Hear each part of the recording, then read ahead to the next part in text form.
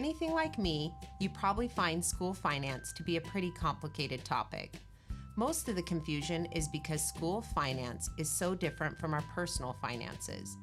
As an individual, I go to work and collect a paycheck. I deposit that paycheck at a bank and then use those funds to pay my expenses like a mortgage, car payment, utilities, groceries, and more.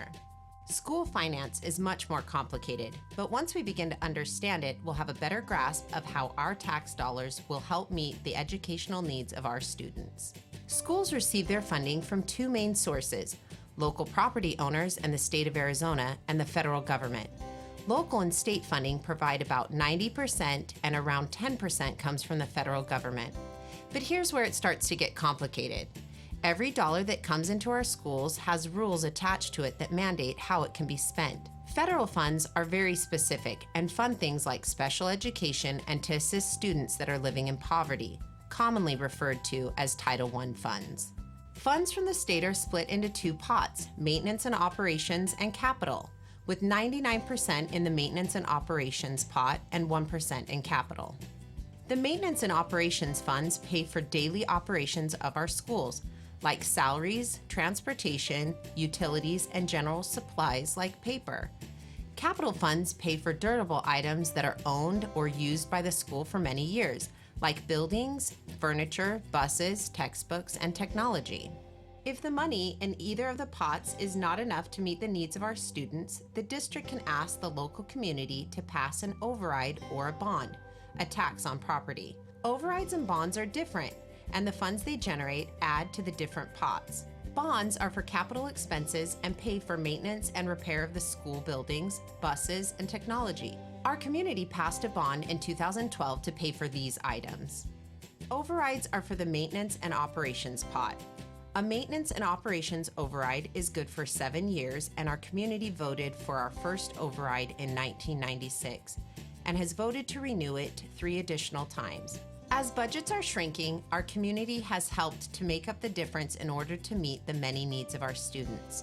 Funds from the override have supported assistant principals, nurses, PE, arts education, reading programs, gifted education, athletics, and extracurricular activities, while also maintaining class sizes. Does school finance make more sense now? I hope so, but if you still have questions or want more information, you can find it on our district website or by calling us. Welcome to the start of the 2015-2016 school year. We've just finished celebrating 125 years of educating students in the Peoria Unified School District. And it's fitting that I'm here in front of Old Main, where it all began. As we celebrated our 125th anniversary, we held many events across our district, but none was more moving than our torch run, where students carried the torch to each and every school in our district. And it all began right here. Let's hear it, Panthers. Take it off the torch run right here.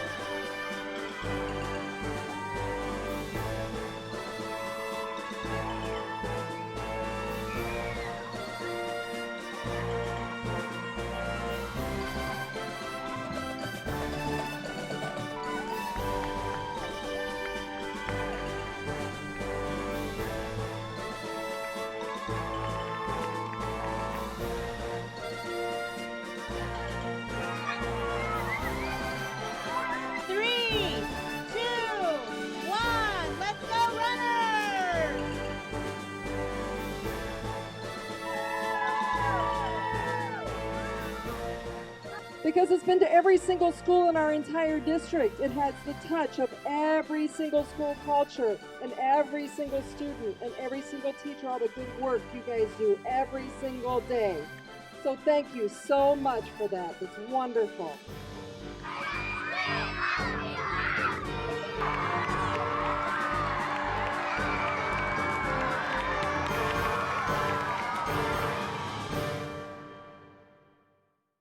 As we move towards the future, we look back at last year, where students were busy writing their own chapter in our history.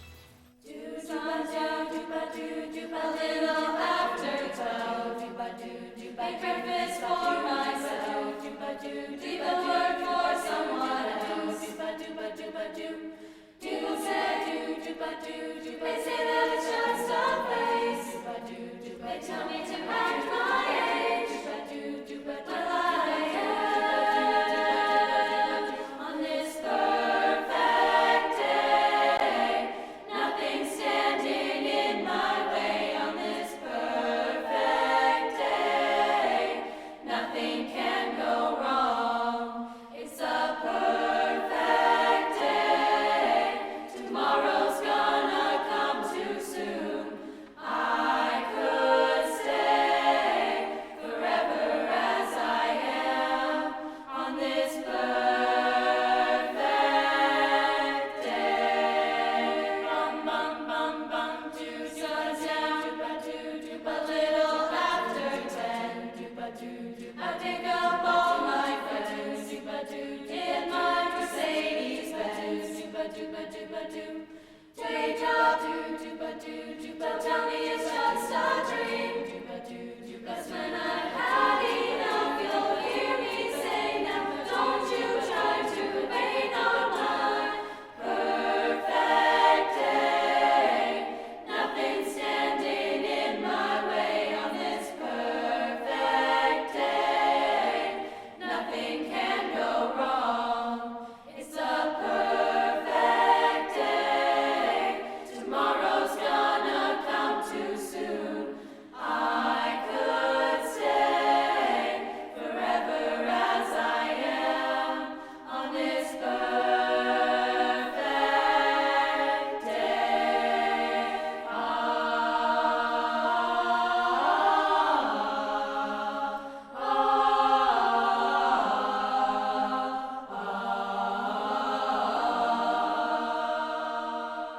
On behalf of our governing board, President Mr. Matt Bullock has some words of encouragement to bring you as we start the new school year.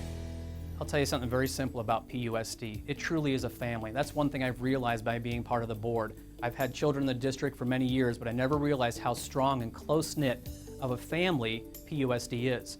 It takes a village to raise a child, and if we look around us, everybody in PUSD is part of that village. It's going to help our students succeed and to open the doors of opportunity. Whether you're a teacher, support staff, every aspect of Peoria is necessary. And we talk a lot on the board about teachers and more pay for teachers, and we really do appreciate our teachers. But I don't want to leave out all the support structure and all the support staff that keep our district going. I think what I'm most proud of is that despite the budget issues we've had recently, and despite all the issues we've had with trying to find financing for our programs, Peoria hasn't stopped. We've come up with the Peoria Met, which will be a nationally ranked program soon enough. We have the Peoria Student Broadcasting Network, which is a huge source of pride for us. We have an amazing CTE program that is known statewide. So no matter what happens, Peoria keeps going. And I just want to say on behalf of the governing board, we're very excited to welcome back our teachers, whether you're new or whether you're seasoned, and all our support staff and all the people who play a role, a vital role in PUSD. Welcome back. We're excited to have you back. We're very excited to see what you're going to produce, and I think you're going to be pleasantly surprised at what we could do for you as a governing board. Inside the doors to this grand old building is the Peoria Flex Academy. In addition, students are shaping the future with our newest educational program, the Met Professional Academy. Let's go inside and hear from Dr. Santarelli. It's hard to believe that in just a few short days, our district will begin its 126th year. The anticipation of a new school year brings excitement for the thousands of families who will entrust us to educate their children. You and I know that meeting the needs of so many students is no easy task. I'm confident that we will be successful because, after all, that's what we do best. Last year, we received recognition as an A-labeled school district by the Arizona Department of Education, and I'm proud that we will keep this well-deserved mark of achievement for the upcoming school year. This year, I know that our teachers will spend countless hours planning engaging lessons. Principals will strategize how to best serve as instructional leaders. Coaches will develop plans to inspire their athletes. Drivers will safely bus our students thousands of miles, and food service will work to prep and serve millions of meals. And there are many others who will work tirelessly behind the scenes for the benefit of our students. Aside from student learning, we'll continue to focus our efforts on attracting and retaining the best possible staff members to teach and support our students. In addition, our governing board recently voted 5-0 to place a voter initiative on the ballot this fall for a 13% maintenance and operations override. 10% is a continuation of the override we have had in place since 1996 and has been renewed by our community. That 10% currently funds a myriad of district programs such as arts education, PE, reading programs, extracurricular and athletic programs. The additional 3% would be a tax increase that would amount to about $4 per month for the average homeowner in our district. These funds would go to increase compensation for our teachers and staff, as well as fund all-day kindergarten. Over the next few months, you will receive additional facts relative to what will happen if the override passes and what will happen if the override fails. In the meantime, our primary focus is unwavering. Make sure every student, every day, is prepared to shape tomorrow. Each of the nearly 37,000 students who enter our classrooms has a chance to make a lasting impact as they move through our system, graduate, and pursue their dreams. Each of you has the opportunity to inspire them to achieve their full potential. I'm joined by Ian Mullane, a Peoria Unified graduate who is poised to change the world thanks to your efforts. Ian, I hope you can provide a student's perspective to illustrate the difference our teachers, staff, and entire team have had on you as you enter into your post-secondary endeavors. Thank you, Dr. Santarelli. A little boy grows up here in a small home in Peoria, Arizona. His mother comes from Mexico, never receiving a college education. She struggles to speak English, and the boy's father, while a very hard worker, barely manages to provide food for the family of four. At one point, the father loses his job and uncertainly suddenly descends upon the family. Whatever optimism the boy had for a bright future suddenly dwindles away as the probability of his family descending into financial chaos grows stronger each and every day. If society were to bet on a child to succeed, it certainly would not be this one. We know the facts. The media tells us each and every day what kids are supposed to make it, what kids are not. This boy was not supposed to. But while the boy came from nothing, his parents had him absolutely convinced he could accomplish anything he put his mind to. And through years of hard work, diligence, and a community and school district that supported him every step of the way, the boy applied to Harvard University, the school with the world's lowest acceptance rate, and manages to get accepted. That boy is me. If you were to look at my background, I was not supposed to be one of the students who made it.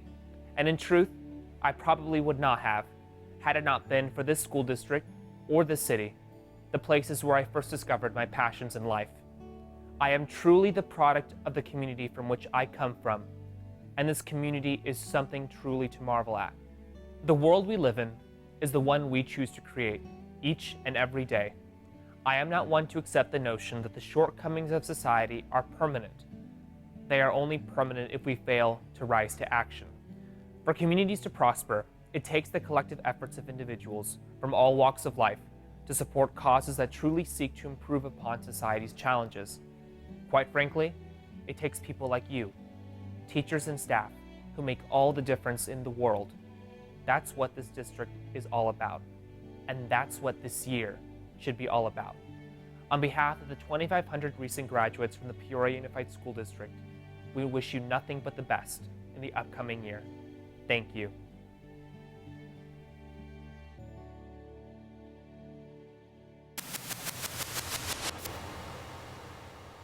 Do-ba-do, do-ba-do. make breakfast for myself. Leave the work for someone else. People say that it's just a phase. They tell me to act my age. But I am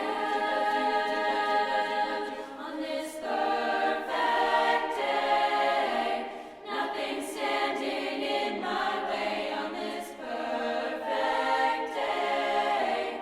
Nothing can go wrong. It's a perfect day. Tomorrow's gonna come too soon. I could stay forever as I am on this perfect day. Bum bum bum bum, do sundown, a little after 10. I pick up all my friends in my Mercedes Benz. Wake up, don't tell me it's just a dream. 'Cause when I've had enough, you'll hear me say now. Don't you try to rain on my perfect day. Nothing standing in my way on this perfect day. Nothing can go wrong. It's a perfect day. Tomorrow's gonna come too soon. I could stay forever as I am on this perfect day.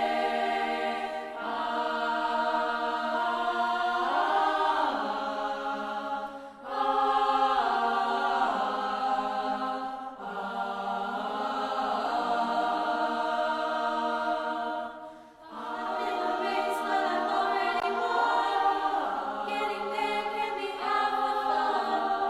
So don't stop me till I'm good and done. Don't you try to rain on my perfect day. It's a perfect day. Bum bum bum bum, do. It's a perfect day. Nothing's gonna bring me down. I could stay forever as I am on this perfect day. Nothing standing in my way on this perfect day. Nothing can go wrong. I'm in the race, but I've already won. Getting there can be half the fun. So don't stop me till I'm good and done. Don't you try to rain on my perfect day. On this perfect day. On this perfect day.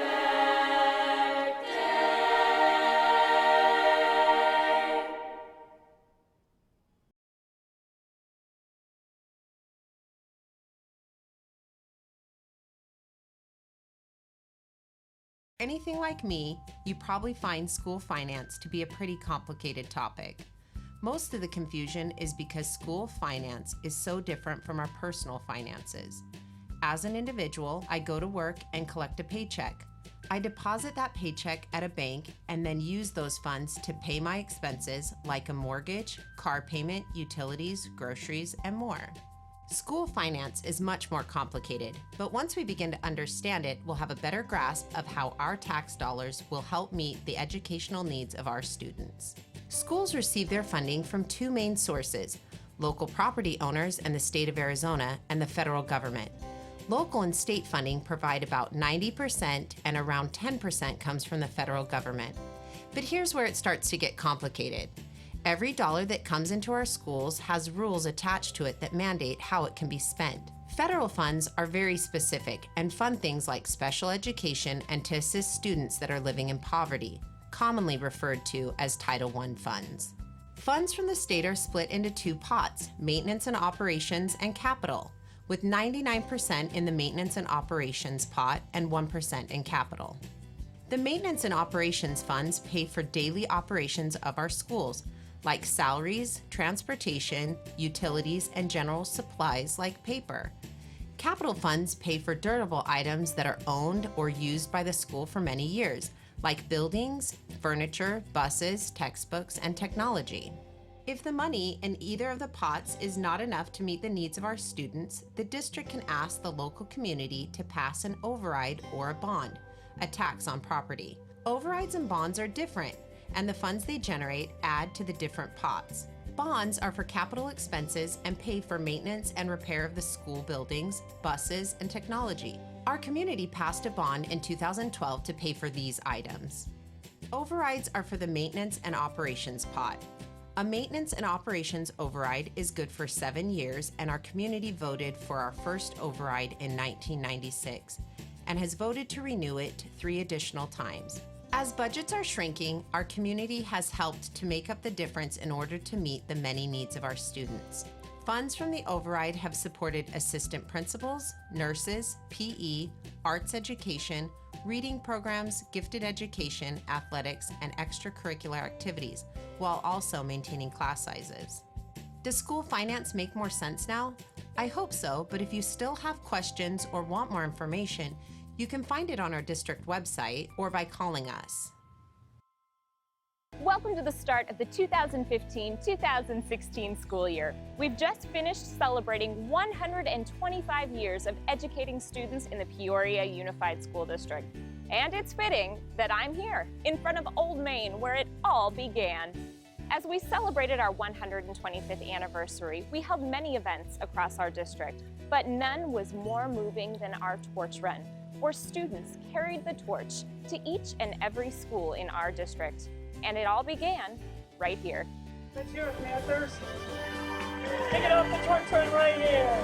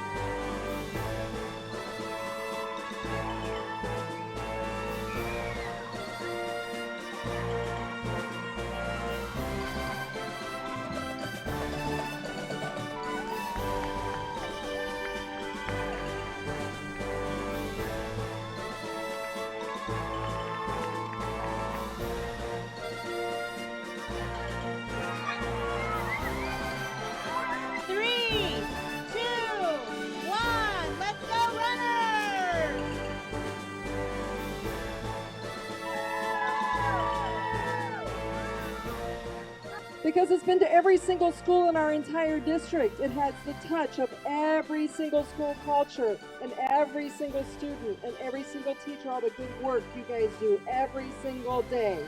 So thank you so much for that. It's wonderful.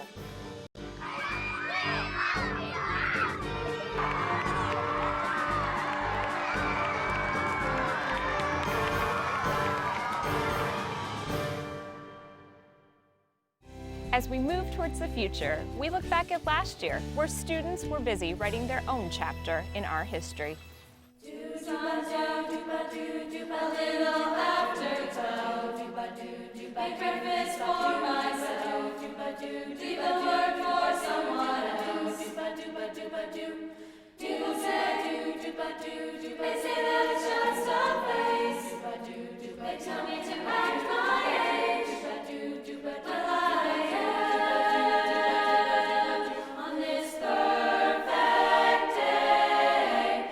Nothing standing in my way on this perfect day. Nothing can go wrong. It's a perfect day. Tomorrow's gonna come too soon. I could stay forever as I am on this perfect day. Bum bum bum bum, do sundown, a little after 10. I pick up all my friends in my Mercedes Benz. Wake up, don't tell me it's just a dream. 'Cause when I've had enough, you'll hear me say, now don't you try to wait on my perfect day. Nothing standing in my way on this perfect day. Nothing can go wrong. It's a perfect day. Tomorrow's gonna come too soon. I could stay forever as I am on this perfect day.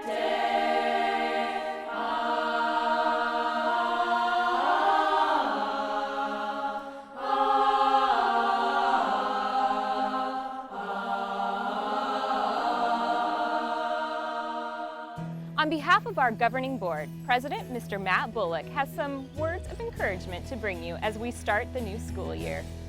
I'll tell you something very simple about PUSD. It truly is a family. That's one thing I've realized by being part of the board. I've had children in the district for many years, but I never realized how strong and close-knit of a family PUSD is. It takes a village to raise a child, and if we look around us, everybody in PUSD is part of that village. It's going to help our students succeed and to open the doors of opportunity. Whether you're a teacher, support staff, every aspect of Peoria is necessary. And we talk a lot on the board about teachers and more pay for teachers, and we really do appreciate our teachers. But I don't want to leave out all the support structure and all the support staff that keep our district going. I think what I'm most proud of is that despite the budget issues we've had recently, and despite all the issues we've had with trying to find financing for our programs, Peoria hasn't stopped. We've come up with the Peoria Met, which will be a nationally ranked program soon enough. We have the Peoria Student Broadcasting Network, which is a huge source of pride for us. We have an amazing CTE program that is known statewide. So no matter what happens, Peoria keeps going.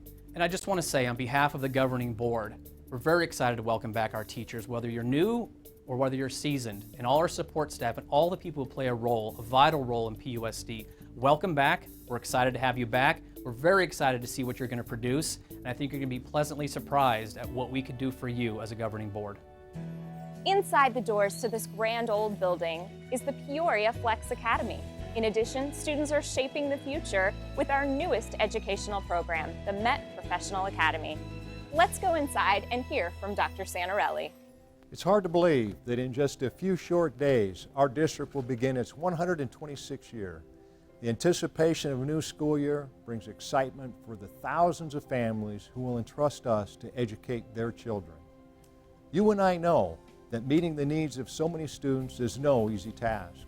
I'm confident that we will be successful because, after all, that's what we do best. Last year, we received recognition as an A-labeled school district by the Arizona Department of Education, and I'm proud that we will keep this well-deserved mark of achievement for the upcoming school year.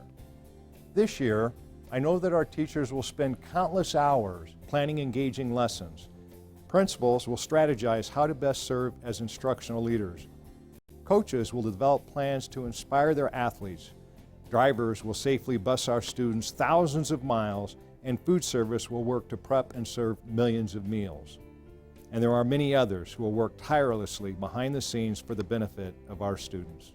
Aside from student learning, we'll continue to focus our efforts on attracting and retaining the best possible staff members to teach and support our students. In addition, our governing board recently voted 5-0 to place a voter initiative on the ballot this fall for a 13% maintenance and operations override. 10% is a continuation of the override we have had in place since 1996 and has been renewed by our community. That 10% currently funds a myriad of district programs such as arts education, PE, reading programs, extracurricular and athletic programs. The additional 3% would be a tax increase that would amount to about $4 per month for the average homeowner in our district. These funds would go to increase compensation for our teachers and staff, as well as fund all-day kindergarten.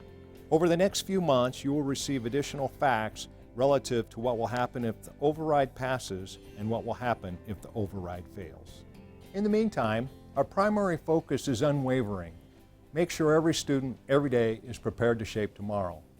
Each of the nearly 37,000 students who enter our classrooms has a chance to make a lasting impact as they move through our system, graduate, and pursue their dreams. Each of you has the opportunity to inspire them to achieve their full potential. I'm joined by Ian Mullane, a Peoria Unified graduate who is poised to change the world thanks to your efforts. Ian, I hope you can provide a student's perspective to illustrate the difference our teachers, staff, and entire team have had on you as you enter into your post-secondary endeavors. Thank you, Dr. Santarelli. A little boy grows up here in a small home in Peoria, Arizona. His mother comes from Mexico, never receiving a college education.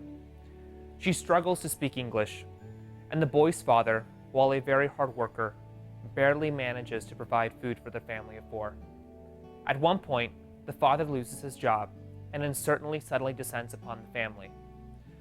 Whatever optimism the boy had for a bright future suddenly dwindles away as the probability of his family descending into financial chaos grows stronger each and every day.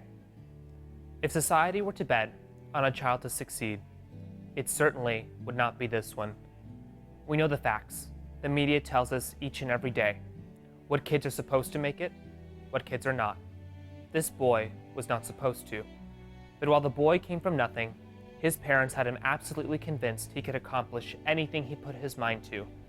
And through years of hard work, diligence, and a community and school district that supported him every step of the way, the boy applied to Harvard University, the school with the world's lowest acceptance rate, and manages to get accepted. That boy is me. If you were to look at my background, I was not supposed to be one of the students who made it. And in truth, I probably would not have, had it not been for this school district or this city, the places where I first discovered my passions in life. I am truly the product of the community from which I come from, and this community is something truly to marvel at. The world we live in is the one we choose to create each and every day. I am not one to accept the notion that the shortcomings of society are permanent. They are only permanent if we fail to rise to action. For communities to prosper, it takes the collective efforts of individuals from all walks of life to support causes that truly seek to improve upon society's challenges. Quite frankly, it takes people like you, teachers and staff, who make all the difference in the world. That's what this district is all about. And that's what this year should be all about. On behalf of the 2,500 recent graduates from the Peoria Unified School District, we wish you nothing but the best in the upcoming year. Thank you.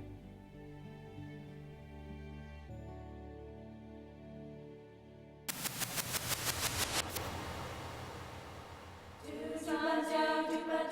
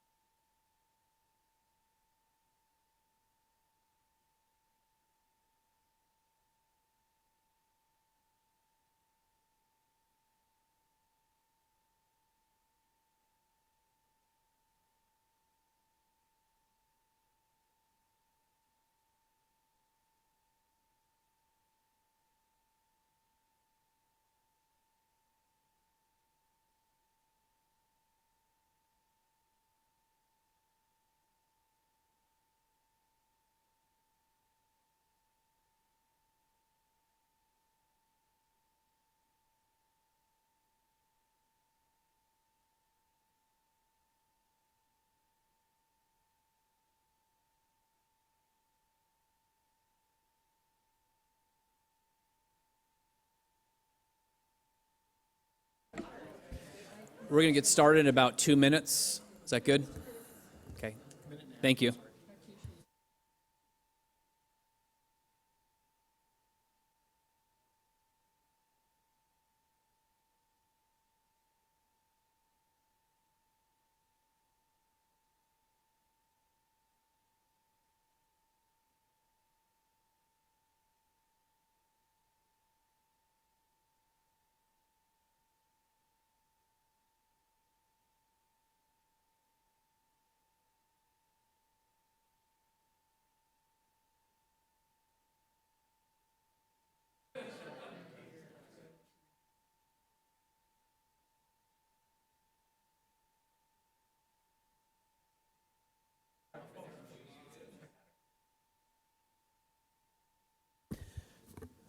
All right, good evening, everybody. We're going to go ahead and get started. That's my favorite part of the whole night. Okay, we're going to start first with a moment of silence. Gives us about 30 seconds to gather our thoughts and get ready for a great meeting. And then after that, we're going to have Alec Romero, graduate from Raymond S. Kells High School, will be giving us a Pledge of Allegiance. So, all good? All right, join me with a moment of silence if you would. Thank you.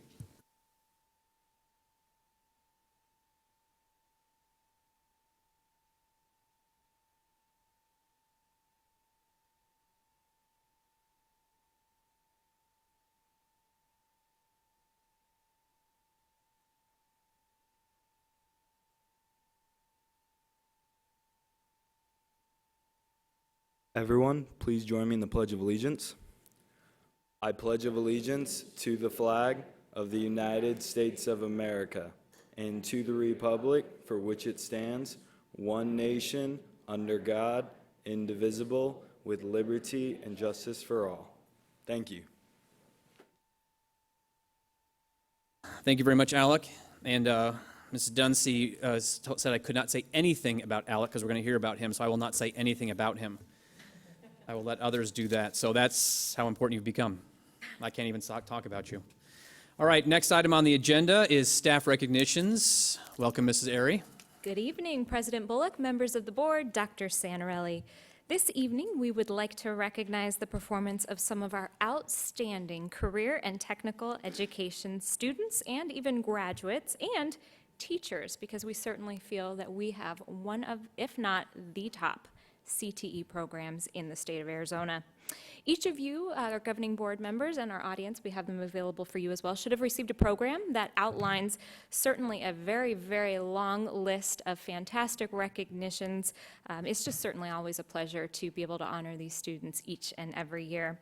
Well, we have invited many of them here to be before you this evening. A number of them did have commitments because, of course, the students that we recognize are obviously so involved in their campuses and in their communities that some of them were unable to join us, but we do have some all-stars to present to you this evening.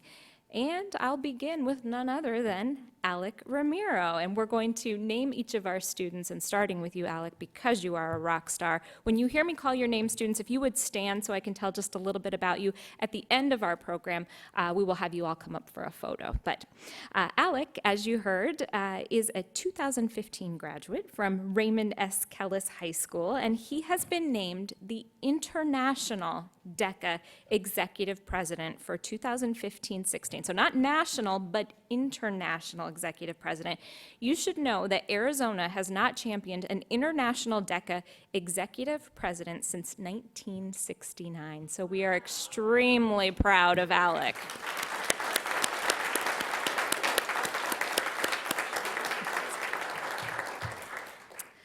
Next up, Ethan Nalus, who attends Raymond S. Kells High School and was named the Super Bowl of Caring DECA Youth Advisory Board for the 2015-16 year. So we're very proud of him as well.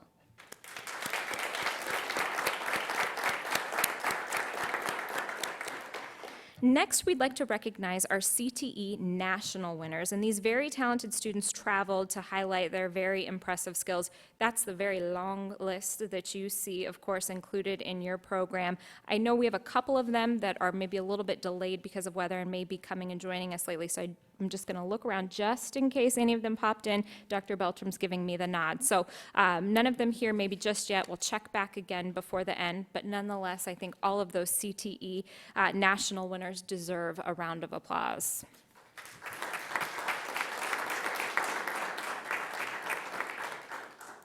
And you'll see as you go through your program that you have students who received national scholarships. Each year, we highlight students and the achievements they receive, particularly the scholarships. I'll remind our governing board and our community that last year our students collectively received $54 million in scholarships to post-secondary opportunities. Of course, these CTE scholarships contribute to that number as well, so we're very proud of all of these students and the achievements that they're able to accomplish.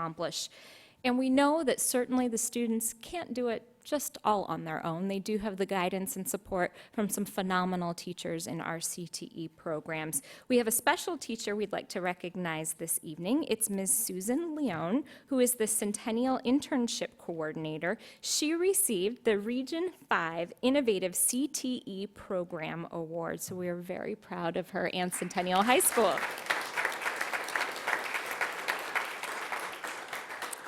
And of course, at each recognition, we like to recognize the other supports that our students receive, and that's from their families, who we know spend countless hours with them, taking them back and forth to school, and of course, supporting them in all that they do inside and outside of the classroom. So if we have any family members here, if you'd stand so we can recognize you, and I know we do have a couple in the audience.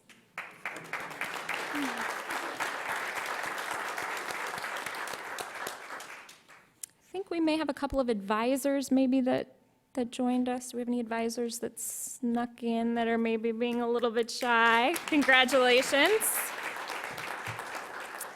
And I would most certainly be remiss if I did not recognize our Administrator for Career Services, Dr. Patty Beltram, our director who oversees that program. So Dr. Beltram, you do a fabulous job leading this group, and we appreciate you. Well, I know those who have joined us tonight are certainly representative of that long list of remarkable achievements. I am going to ask Alec if you would join me, as well as Ms. Leone from Centennial High School, and I know the two of them will stand for any questions that our governing board members may have. So I'll welcome you up to the podium. And we'll do a quick photo right after. Okay. Board members? Start down here. Just offer my congratulations to both. Thank you. Great job. Keep it up. I just have a question.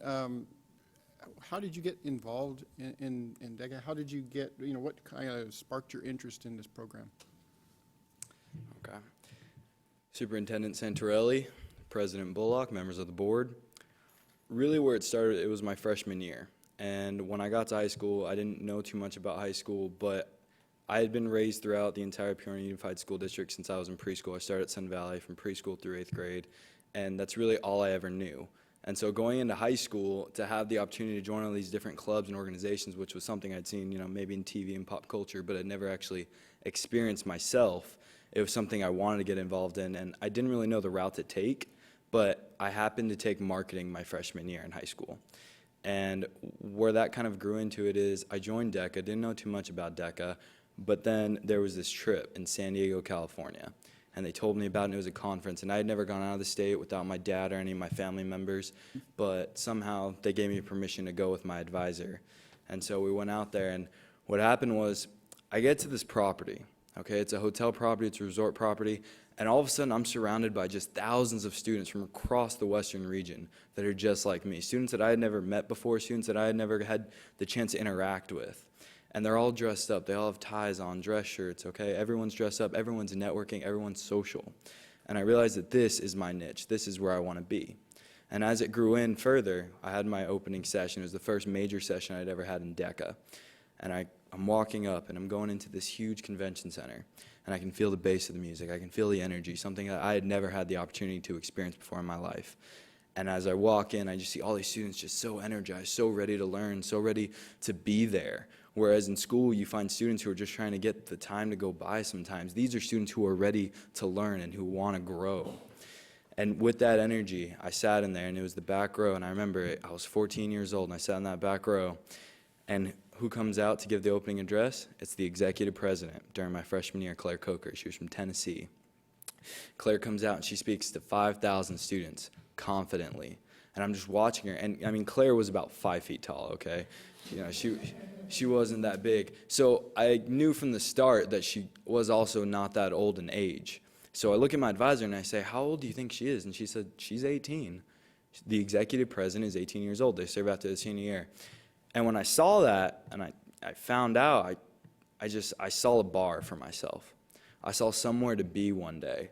And I said, if I can do anything with 4 years in high school, if I can make these 4 years count that everyone says just goes by so fast, that's where I want to see myself. That's where I want to be. And by making that goal for myself, it helped me push myself every day. That's how I got involved. That's excellent. Thank you. Nice. Can you speak in public? A little bit. You're excellent. And I did come up with another question that I wanted to know. So being an international leader, does that allow you the opportunity to travel? And I'm wondering if in your tool belt, if you have a second language? You know what? I really wish I did. I took sign language in high school just because my courses were just piling up, and so rather than take Spanish where I had to learn to read and write, I took sign language to kind of help lighten it up. So I can sign, but I have been picking up a little bit on Spanish, not enough to say, but a little bit to read because I've been communicating a lot with our chapters in Puerto Rico. Interesting. But it does allow me to travel a lot. So far this year, I've been to Orlando, Florida to meet with our representatives from Disney. I went to Virginia. I spoke to our different congressional representatives, my own constituents, Congressman Franks and Senator Flake. I got to speak with them in Washington, D.C., along with a few other councils. I got to meet with Marriott International, their corporate group. I got to meet with a few of their own officials. I've been able to travel to Nashville as well, and I have trips coming up for Pennsylvania, New Jersey, Michigan, and kind of keep going. Well, you're living what I tell my children. When you do stuff, you get to do stuff. Definitely pays off. Alex, just one last question. What's next for you? I'm going to go a little bit off track, if you don't mind. Please.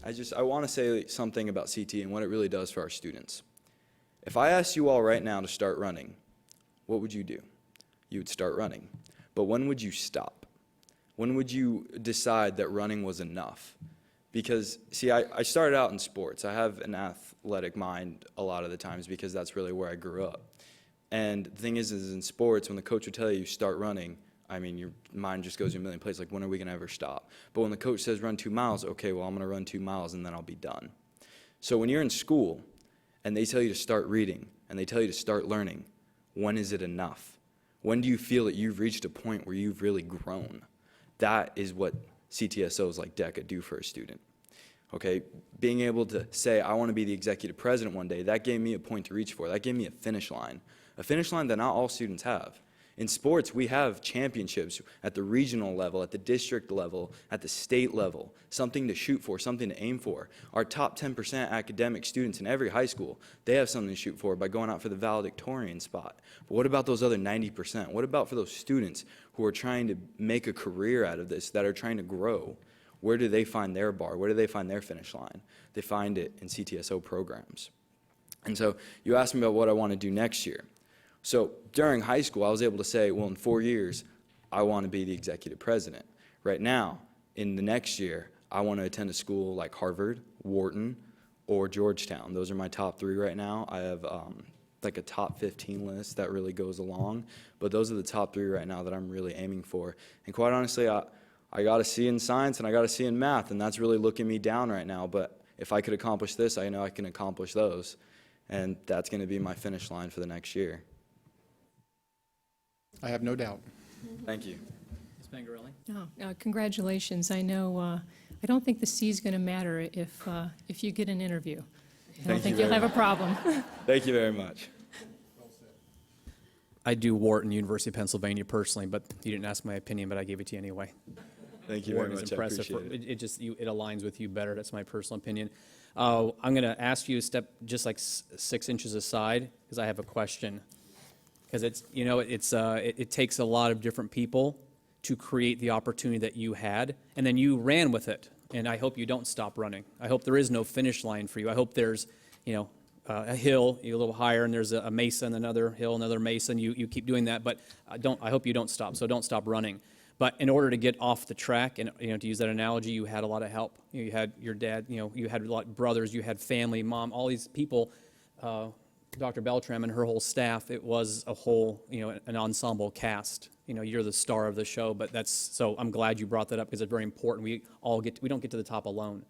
So the question for you then is, I'm a huge fan of CTE. I talk about it all the time because I think it's amazing. I love it. And I look at it because I'm an employer, small business, high-tech company, and we love to deal and hire technicians that come out of programs like CTE or do internships, stuff like that. So I'm living proof of how successful it can be on the other side of it.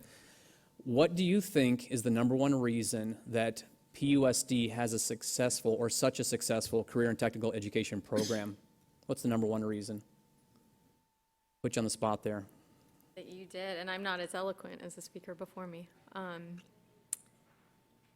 It's support. My significant other works for another district. I do have friends that work in other districts, and he is just floored when I come home and say the things my students are doing, how you guys support us, how CTE supports us, the district. It is amazing. Again, I teach internships, so it's a senior level class. The students are going off campus and getting a real world experience, deciding if this is a job they want to do before they go spend thousands of dollars and 4 years of their lives invested in it. It's amazing. It's amazing these kids can do this. So I just think it's everybody. Everybody has buy-in, from administrators to you, to the CTE department, to the students. I think everybody in our district just kind of sees the connection that CTE makes with academics and real world and everything. So maybe just everybody is just the support. You're right. And what's interesting, you bring that up, is yesterday I had the opportunity to attend the CTE Advisory Council meeting. And I don't think a lot of people know, because we're all busy doing our thing, obviously you can't be involved in everything, but CTE gets a lot of good props and they deserve it. But I don't think everyone, unless you're on that committee or you're intimately involved with CTE, do you really realize how many people it takes to make it come to life and how many people volunteer their time. Yesterday, Dr. Beltran was nice enough to invite me to the meeting. They had representatives from the city of Peoria, Glendale Community College, local businesses, all these people volunteering their time. I think we had a vegetable and meat tray, so that was payment, which was pretty good. But it was all that time, all these people, the room had about 30 people in there from all different walks of life, solely to do what they can do to bring attention, money, opportunities, equipment, program, curriculum to CTE to make it amazing. It was a very humbling event to be at yesterday because of all those people who took their time, busy, besides family, just work, to create opportunities to create you. It was neat to see, so I'm glad you brought that up because it was manifest in a big time yesterday. I just walked out of there. I had to leave a little bit early, but I walked out of there 2 feet off the ground. It was amazing to see the energy in there and the determination to make CTE in our district the best in the state without reservation. So thank you for being a part of that, and thank you for being a product of that. President Bullock, could I also comment on that question? In my own experience, being able to travel around and meet with a lot of different associations around not just our state, but around the entire country, something I really see as a huge effect in every student's life, definitely where it starts at, especially at the district level. See, we don't get to see that part. I haven't had enough experience to really know how much you guys really do, and I do appreciate it very much. But when it comes to a student's perspective, where it really trickles down and it really has a significant impact is definitely at the teacher level and with your advisor. Give you a little bit of a story. My own advisor, Miss Moore, all right, I told you about the trip in San Diego, and that's when I decided I wanted to run for executive president. Well, I told her that, and I was 14 years old, and I said, I want to be the executive president one day. She said, go for it. Do it. This is what you want to do it, make it happen. Well, 4 years later, when I win, I'm in Orlando, and everyone's celebrating, and the first thing she tells me is she says, I never thought you could actually do it. She said, I never thought you'd do it. I had a 14-year-old tell me he was going to do it, and I said, yeah, right, good luck. But that's not what she told me. She told me, if you want to do it, then go do it. Well, I meet advisors, I meet with teachers from all over the world now who tell their students differently. They'll tell their students that they can't. They'll tell their students, we'll do that next year. We'll push it off. Well, I have 4 years in high school. We need to do it now or do it never. And so I think it really comes down to advisors like the advisors I had and Ms. Moore and Mr. Moreno who tell me I can do it today and I can do it every day. You have to have those advisors to push you. Otherwise, the work you're doing at the district level where you're providing these resources and these opportunities, they're not being used because the students don't want to use them. You have to have that advisor who tells you you can do it and you need to take these opportunities that are at your hand. Awesome. And on that note, let's do it. Good job. Thank you. Very cool. Thank you very much. And thank you, Ethan, for coming tonight, too. Oh, I have a question for Ethan. Oh, okay. Sorry, Ethan, You're up. no, Ethan, you're just as cool. No, I mean, it's important to know. It's cool. You know, you've done amazing things, and in your sphere of you're different than what was going on there. You're just as amazing. I love your shirt. Tell us about that program. Thank you. The Super Bowl of Caring is a nonprofit organization that's mainly more spread out on the east side of the U.S. And what they're all about is using the Super Bowl, using the energy around the Super Bowl to sort of raise money and sort of get donated food for homeless people. And they're active throughout the whole entire year, but during February is their most active time. And as a National Youth Advisory Board member from Arizona, I'm actually the only member out of 15 students around the U.S., and they're mostly from the east side, and I'm the only person from the west side that's actually representing the Super Bowl of Caring. And as of now, I've just been, actually that's already answered, that already answers your question. No, finish. Really Go ahead. cool. Well, as of now, I'm sort of being the pioneer for Arizona and the whole entire west side of the U.S., and I'm just starting out in my school right now. But Clara, the CEO of the nonprofit organization, she's going to be coming here in September, and she's going to help me spread out sort of the Super Bowl of Caring around Arizona. And I think we're going to have to start small first, but I'm going to go off on her lead. You know, thank you. I'm glad. Thank you for coming up. I wanted to hear about that. And you know what's interesting is, like I say, they're both equally important in the effect you have on other people. Because ultimately, when you get old someday and you're gray hair, you forget your name, you lost your teeth, you will be the product of two things: your memories and your effect on other people. That's what you are. That's the whole of your life. And so the effect that you're putting in now and the pioneer that you are becoming is amazing. If we had every kid your age with that same attitude of service and caring, you know how many problems we'd have eliminated in society? So don't stop running either, okay? Yeah, definitely. All right. I'm also part of Key Club, and I'm also part of DECA, and I'm trying to sort of joint together Key Club, Super Bowl of Caring, and I just sent in my application to be part of Glendale's Governing Youth Council, and I was hoping I kind of interjoin that. Good. Well, we'll support you. I'll vote for you. All right. Thank you very much. Appreciate it.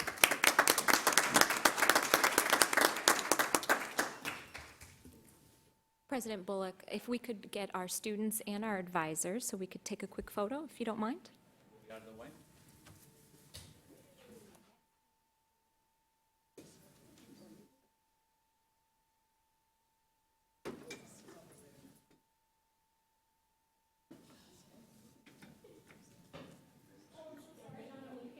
It's for parents. Get in there.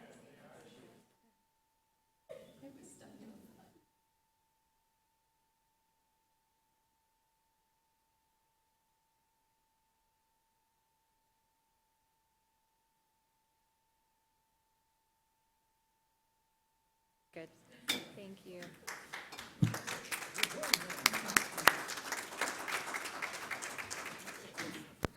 I'd also like to recognize Amy Nygaard, one of our advisors from Raymond S. Kellis High School, who's joined us. Thank you, Amy. Very proud to have her here. Speech, Amy, speech. No, sorry. All right, thank you very much. Don't tell me that it's over. Okay. Dr. Santarelli, do you have anything for us this evening? Mr. Bullock, yes, I do. Certainly would like to call everyone's attention to a phenomenal effort that occurred out at one of our elementary schools. Mrs. Zoe Seymour, teacher at Sunset Heights Elementary, did a wonderful outreach program to veterans in the West Valley, and the students sent out over 150 letters to the veterans, and there was just a wonderful recognition of their contributions to our country. Got a lot of attention, both locally and certainly across across the county. So congratulations to Mrs. Zoe Seymour and her students for that wonderful project. And secondly, we have a teacher who is no stranger to all of you, Miss Jennifer Cheeseman. She's a Zuni Hills teacher, and she has been nominated for the Middle School Arizona Science Teacher of the Year. And so we're very excited for her contributions. Thank you, Dr. Santarelli. That's it, right? That's always the best part of the meeting. I mean, I love budgets and all, but that's the best part. Well, good. We're going to move on to board recognitions now. We'll start with Ms. Pangarelli. Start your end this time. Okay, Mr. John again. Actually, yes, I had the great opportunity today, thanks to the generosity of Mr. Savoy, to tour some of the schools in his responsibility, and just wanted to recognize some of the principals that spent some time with me today. And I can just say, spending the time and getting to know what's going on in these schools and the programs that they're doing and all the wonderful things that goes on in every day here, just opens your eyes tremendously. I taken back by a lot of the things that they do. Was in the Cactus High group, and a lot of the challenged children there were just fantastic to interact with, see the teachers, excuse me, see the teachers helping out, and just the whole programs that they're offered are just fantastic across the board. So, Mr. Savoy, thank you very much for your time today. Also recognition to Principal Hammer at Cactus High School. Just some great stuff there. Really love some of the innovative ideas that she's coming up with regarding some of the programs, math and so forth. Hopefully we'll hear about those more down the road. Down over at Foothills, Principal Benson, just a fantastic arts program. Got to really experience a lot of how he's implementing that into the culture there and addressing the curriculum. Just excellent, excellent. The list goes on. Assistant principal over at Canyon, can't speak tonight. Christina Arias, Kachina principal, Landa Ponte, Pioneer principal, Brenda, thank you, LaPresto, and Oakwood Sean Dugood. Just across the board, fantastic experience. And if you ever get a chance to go out and see these schools and so forth, highly recommend it. It's just heartwarming and very uplifting. So thank you for the day. Awesome. Full days, yeah. Ms. Doan or Ms. Connect? Not tonight, thank you. Okay, I actually have a quick board recognition. Actually, I need to take off my board member hat, and I want to put on my dad or father hat. And I want to give a sincere and heartfelt thank you to Peoria School District teachers, support staff, and administrators. You may say, why am I saying that? Well, I had the unique, exciting, and scary opportunity this day to drive my daughter up to NAU, where she moved into her freshman dorm and started college, a graduate of Zuni Hills and Liberty. She spent her entire life in PUSD schools. And we've had a good chance to talk over the past couple of weeks about education, trying to prep her for college, and she's nervous and excited. And she kept coming back to the experiences she had in school, in PUSD. And again, that's why I say I'll put my dad's hat on. It humbled me to see how excited she was and how thankful she was for this opportunity. While we were up there today, she was even texting a couple of the teachers from Liberty that she stayed good friends with, and I'm nervous and just moved in, and it's raining up here, and all the useless texts that kids write, sorry, and post. But thank you, again, from the bottom of my heart for the teachers and administrators and support staff who helped give and instill in my daughter a thirst for knowledge and created what we talked about yesterday, created a safe environment for her to take risks, to explore things, to then choose a major, and then now heading off to college, and it just warms my heart. So again, as a father, thank you to PUSD for doing that for my daughter, and she's heading to the next level now to create success. So thank you very much. Appreciate it, all of you. So.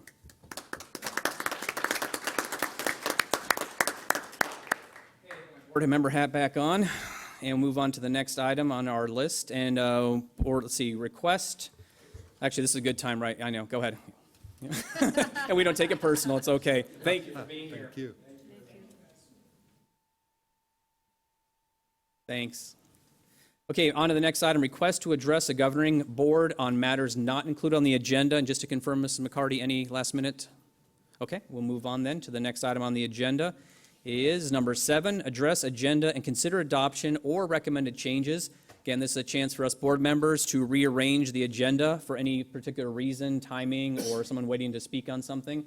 Any rearrangement tonight, board members? No. Good. All right, we'll proceed with the agenda as stated and published. Next item on the agenda, number 8, update on the AZ Merit State Assessment, including performance levels, and move on when reading. And we welcome Ms. Wendy Davey. Thank you very much for being here, Ms. Davey. Thank you.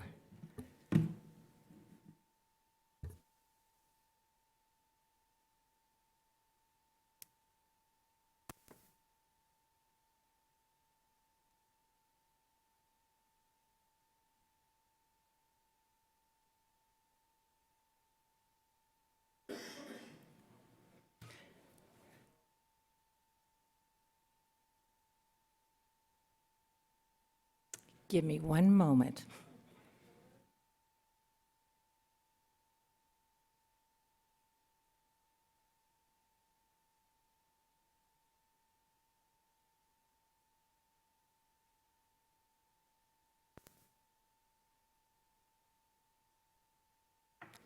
You guys got it? Okay. I'm getting some assistance here, thank you. I think an agenda item needs to be on hold music during technical difficulties. Well, while they fix that, I'm going to go ahead and get started with the introduction. Good evening, President Bullock, governing board members, Dr. Santarelli, and those in attendance in the audience, as well as online. This evening we come before you because, as you're well aware, there's been a lot of media lately with all the cogs that are turning in the state of Arizona with the AZ Merit. We have been part of a lot of those conversations. We've been in a lot of those meetings. So we want to bring information to you tonight that will help bring some closure, some ideas, and where we're going from this point forward. As we look at this, I'm going to go ahead and talk about the background, and that is our next slide. And then am I ready to drive? I can drive now. I'm just going to give you some basic background that many of us are already aware of, but we may have people who have moved to the state of Arizona that might not have these details. In 2010, the State Board of Education adopted the Arizona College and Career Readiness Standards. Less than a year ago, in November of 2014, our state board adopted, now I'm going to read this because it's much easier to read, Arizona's measurement of educational readiness to inform teaching, more easily known as AZ Merit. And from this point forward, that's what I will refer to it as. This is our new state assessment, and it's aligned to those 2010 adopted standards. Last spring, we took the first administration of that test. We had third graders in both math and ELA up through our Algebra 2 and English 3 kids. So we actually had students as high as 12th graders taking these exams. They were both computer-based and they were also paper and pencil. Our first year, we had our alternative high school take it online, 3 elementaries, and the rest of them were on paper and pencil. Whoops. There we go. What does it mean when you have a new assessment? Many of us are a little bit frustrated because we haven't got our results yet. But whenever there's a new assessment, you have to get some housekeeping chores done. And that includes deciding on what your performance levels are going to be. And then it's also setting those impact cut scores, setting the standards. What are those scores truly going to mean? And then there's the impact on the legislation. The one we're going to touch base with on tonight is the move on when reading, and that's the legislation that basically used to have us hold back third graders, but since the results weren't back, we've moved forward, and I'm going to share some information with you regarding that tonight. Now, as I've sat through state board meetings, and I've reviewed, not read, over 400 pages of the technical guide, my job as an educator is to take that information and put it in a way that my teachers, my administrators, my students, and my community can better understand. So one of the best things I was thinking about is there an analogy that I could give you this evening to let you understand the difference of where we were and where we are and what that impact could possibly be? 2 weeks ago, Mrs. Kristen Pazinski stood in front of you, and she talked about our new civics test. And she told you that civics test is the citizens test that is given in the United States. There were approximately anywhere between 600,000 to 800,000 adults in the United States over the last 2 years that have taken that test and passed and become citizens. Now, some people say it's rote memorization. Well, it's rote memorization of 100 facts in U.S. government and U.S. history. So they did their job, they learned the facts, they've got an idea of who we are. So I want you to keep that in mind, the citizens test. Now I'm going to step over here. You guys know if I had a room, I'd be going back and forth, but I have to stay here. So I want to step over here, and I want you to think about this. Everybody in here, maybe themselves or one of their children has taken an advanced placement exam, an AP exam. Those advanced placement exams are also in U.S. history and U.S. government, covering basically the history and the government. What's the biggest difference? In any AP exam, when you're answering questions, it's just not what is this, what is that? It's where do you find in the literature the evidence that supports that? Justify your answer. In math, it may be justify your answers and showing it, but in government, it's like, give us history as to say why you're choosing that as an answer. It's that rigor, that evidence, and that justification that goes on with answering a simple question. Where did you get it? That is what I want you to think about when we talk about the old results and what we expect to see with the AZ Merit. And I'm going to go ahead and move forward. We purposely put the old aims on a slide by itself. And those performance levels were falls far below, approaching, meets, and exceeds. We'll still see those on AIM Science, but they changed them for AZ Merit, and we put those on a separate slide. I like the down arrow better. That's much better. And I'm not going to read these to you. I'm going to highlight the 4 titles: minimally proficient, partially proficient, proficient, and highly proficient. And I'm going to step back and look at proficiency for a minute, because when we moved to this new testing, one of the goals was to make sure that these scores mean something. That if you're getting proficient on this, what does that mean? Many of you in here might be aware that we've done ACT for 7 years, and we've done our own analysis of what can we do to get our kids ready to be college and career ready on the ACT. And we had enough analysis that we've been telling our guidance counselors, we've been telling our teachers that when kids come to you 8th, 9th, 10th grade and say, what can I do to be college and career ready? To be proficient on that AC test, one of the #1 indicators is to have exceeded on AIMS. So I want you to keep that in the back of the mind. To be proficient on the ACT, you would have needed to exceed on AIMS.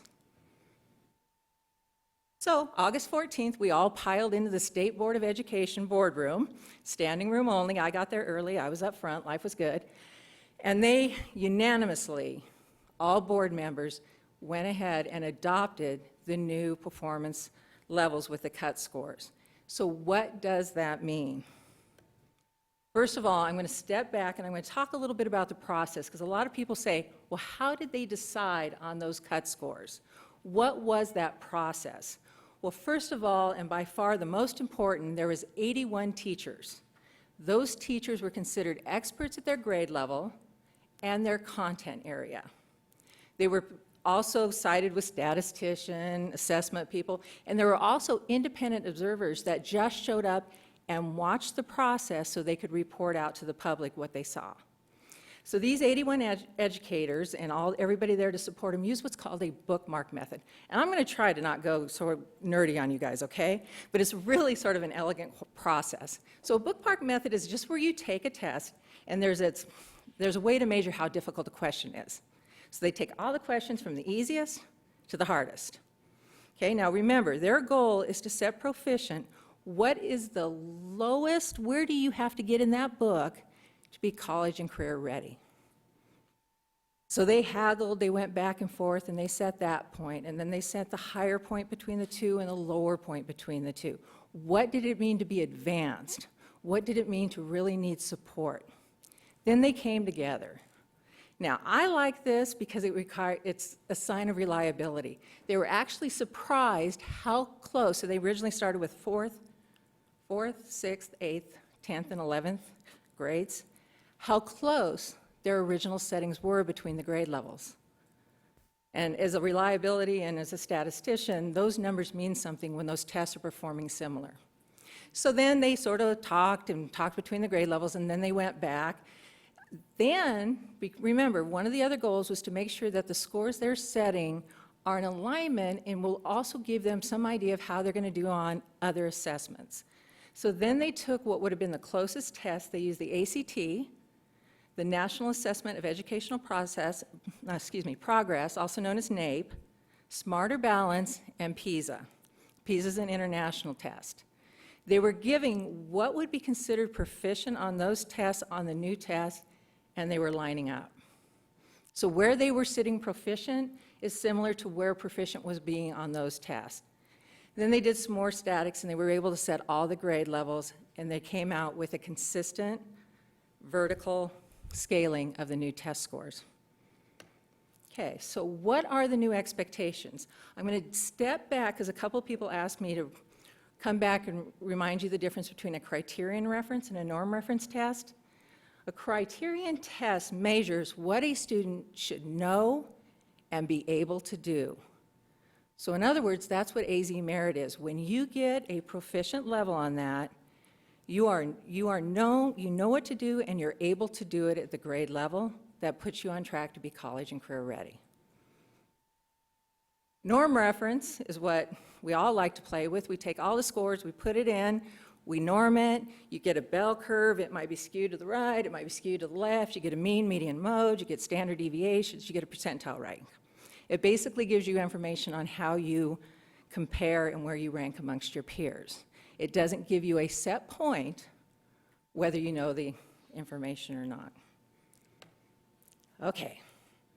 Now, many of us, when we first saw this, held our stomach.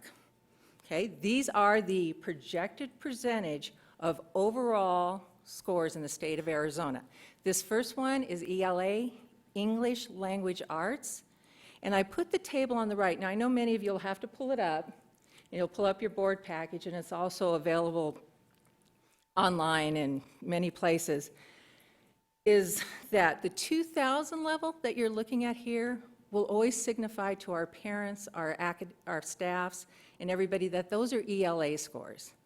They place the ELA on a 2000 scale, and I'm going to go ahead and go down to the math, and they put math on a 3000. So when we're looking at these scores, we know that we're looking at math or ELA. Now, I want you to remember, these are much different than what we're used to seeing. What we're seeing is very similar to what other states are seeing in the results of their first administration of their tests. Very similar. Remember, this is a new test. Before, kids were just doing multiple choice with Ames. This is multiple choice with multiple answers. It's short answers that you need to provide evidence.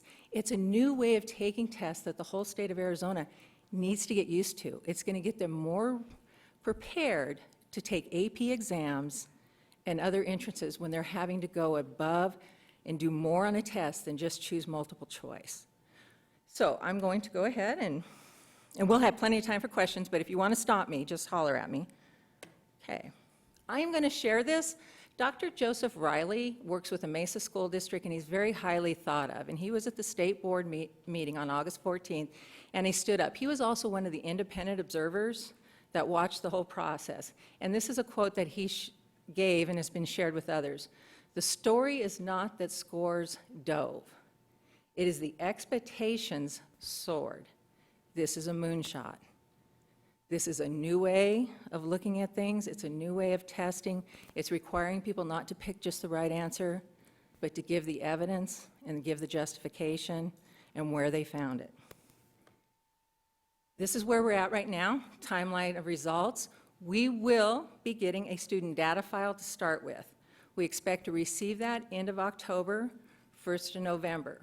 From that file, we'll also be getting parents' reports that we will be giving out to our parents, and we'll be able to give you some district-level data on how we did. The annual measurement objectives, as you've heard to them as AMOs, are part of the No Child Left Behind legislation, and those will come out in January 2016. That's where we'll get more information on how the state did, how groups did, how the county did, and how some of our peer districts have performed. Okay. I'm going to share with you a little bit on the legislation of Move On When Ready. When we were at that August 14th meeting, They had originally presented that the Move on When reading cut score would be based on the previous falls far below level, which was about 3% of Arizona's students. There was some frustration for two reasons in the audience. One was being, here we've gone and we've increased the rigor, but you're using the same Ames level to decide that our kids might need extra support. The second one is the way they presented it on the parent report. Your child is now sitting in 4th grade and you're getting a report that says they did not meet on their Move on When reading. And so without that knowledge of what was going on, how were they going to handle that? So it was tabled, but last Monday they went ahead and they had some subgroups come together. They had people give opinion. What did they think was best? So they came together again on Monday at the state board meeting, and this is what they've adopted moving forward. For the spring 2015, last spring, when we get the data file, those kids will be identified. But what I want you to understand about those kids being identified, we identified them last year. Every time we were looking at scores or doing something, we were identifying who those kids possibly could be and putting the interventions in. By the end of the year, we knew who those kids were, and they went into 4th grade with interventions and identification before the school started. Now, with us getting the data file, what that means is we will then be able to notify parents. We'll be able to tell them what we did last year, what we're doing now, and now that they're identified, what we're going to do to help get them on track. I need some water. I think this is the longest I've ever spoke to you guys. So that's what we'll be doing this year. They're telling us that they're going to do this for 2016, but we should have the scores back in time that we can make a decision before summer. Right now, they're reconvening those committees to see what they want to do starting in the 16-17 year. Are they going to increase that rigor? We have a communication plan. Here's all the ways we're going to look at working with our parents. We've got websites, we got social media, we got newsletter, parents' dinners, PTA. But what's not on here that we want to bring to your attention is we will also be working with our students. Many of us have that student who used to exceed on Ames and is going into Algebra 1 or ELA, and they might find themselves proficient. You're all going to be proficient because that's what all the levels say.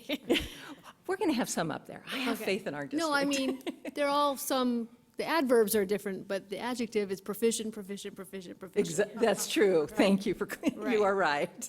What kind of proficient are you? Nobody asked me. I would have come up with some different adjectives. That is so true. But the plain old proficient. So if you were exceed, you might get that simple proficient. So we want to make sure our children understood that all of a sudden we don't want them thinking all of a sudden, I'm so far behind, what am I going to do? We are going to teach them about rigor, evidence, justification, how to take tests that are just not multiple choice, because this is what you're doing in a college class, this is what you're doing in a high school AP exam. We're going to help them achieve that when they sit down to take that ACT or SAT, they're prepared. So we will be working with the students because we don't want them to get any more discouraged than anybody else with this change, because again, this was a baseline year. We're going to go up and we're going to improve. And I would share with them the moonshot concept, that they were the first round, and that don't focus on that the scores are low. Talk to them about how they have come through and actually achieved learning the new standards, which are tougher. They are. Yeah. Thank you. And we're taking all the advice we can get to help make it better for all of us. Right. And that brings me to this point. Now, I stand for questions, but I will rely on other experts in the room if we need to expand. And if you have questions beyond my technical 400-page report, that's sort of fun to read if you're me, but nobody else. Okay? Thank you very much. Board members, questions, comments? Ms. Pangarelli, start down your end. You good? Mr. Johnigan? Yeah, I've got one or two here. Yeah, I've spent a little time looking at, researching this and so forth, and it is going to be the hot topic of this year and next and the year after and so forth. Couple questions. One thing I did discover is that the AZ Merit is an untimed test, and given that, and they identify an upper edge amount of time that should be allowed to have most students finish. I know we have a certain time window when we choose either computer-based or paper-based testing of how many, how much time we have to get all the kids through. Are we considering that in the, the scheduling of our children? What if some kids need longer to take the test? How is that going to impact the scheduling of getting kids through at a particular school or something like that? I know it has to be done inside the given day, but if they take longer, say like average student takes 2 hours to get through a test and some take 4 or 5, does that push other kids out and prolong the process? And are we at risk of not making a time frame, that window of 2 or 6 weeks, depending on how we take the test? During our first assessment last spring, we took notes on a lot of that. We didn't run into that problem. I'm not going to say any time, but it was mostly due to getting new to the test, like our high schools, working with our 5th hour when they test in the classroom. They're going to have to do some manipulation there. But we didn't have significant trouble with people not finishing the test. It just didn't occur. It was more so of our scheduling and getting used to this new test that caused some concern, not the actual test and the time allotted. Okay. Also, looking at, have we decided as a district, are we doing computer-based or paper-based as a widespread method? When we move forward this year, we have our fall testing for our high schools, which is Algebra 1, Geometry, Algebra 2, English 1, 2, and 3. And all of our high schools have selected to go online this year. Okay. So we've already started the process in getting them trained, getting the schedule going. There's also, with the new student-teacher connection with the state, and if I mispronounce that acronym, I apologize, but they will also know based on that course code where a student is when they take the test. And there's some psychometrics in there that I couldn't share with you as an expert that will basically can adjust that somebody's 3/4 of the way through versus all the way through. And so that's taken into consideration as when they're taking those tests online.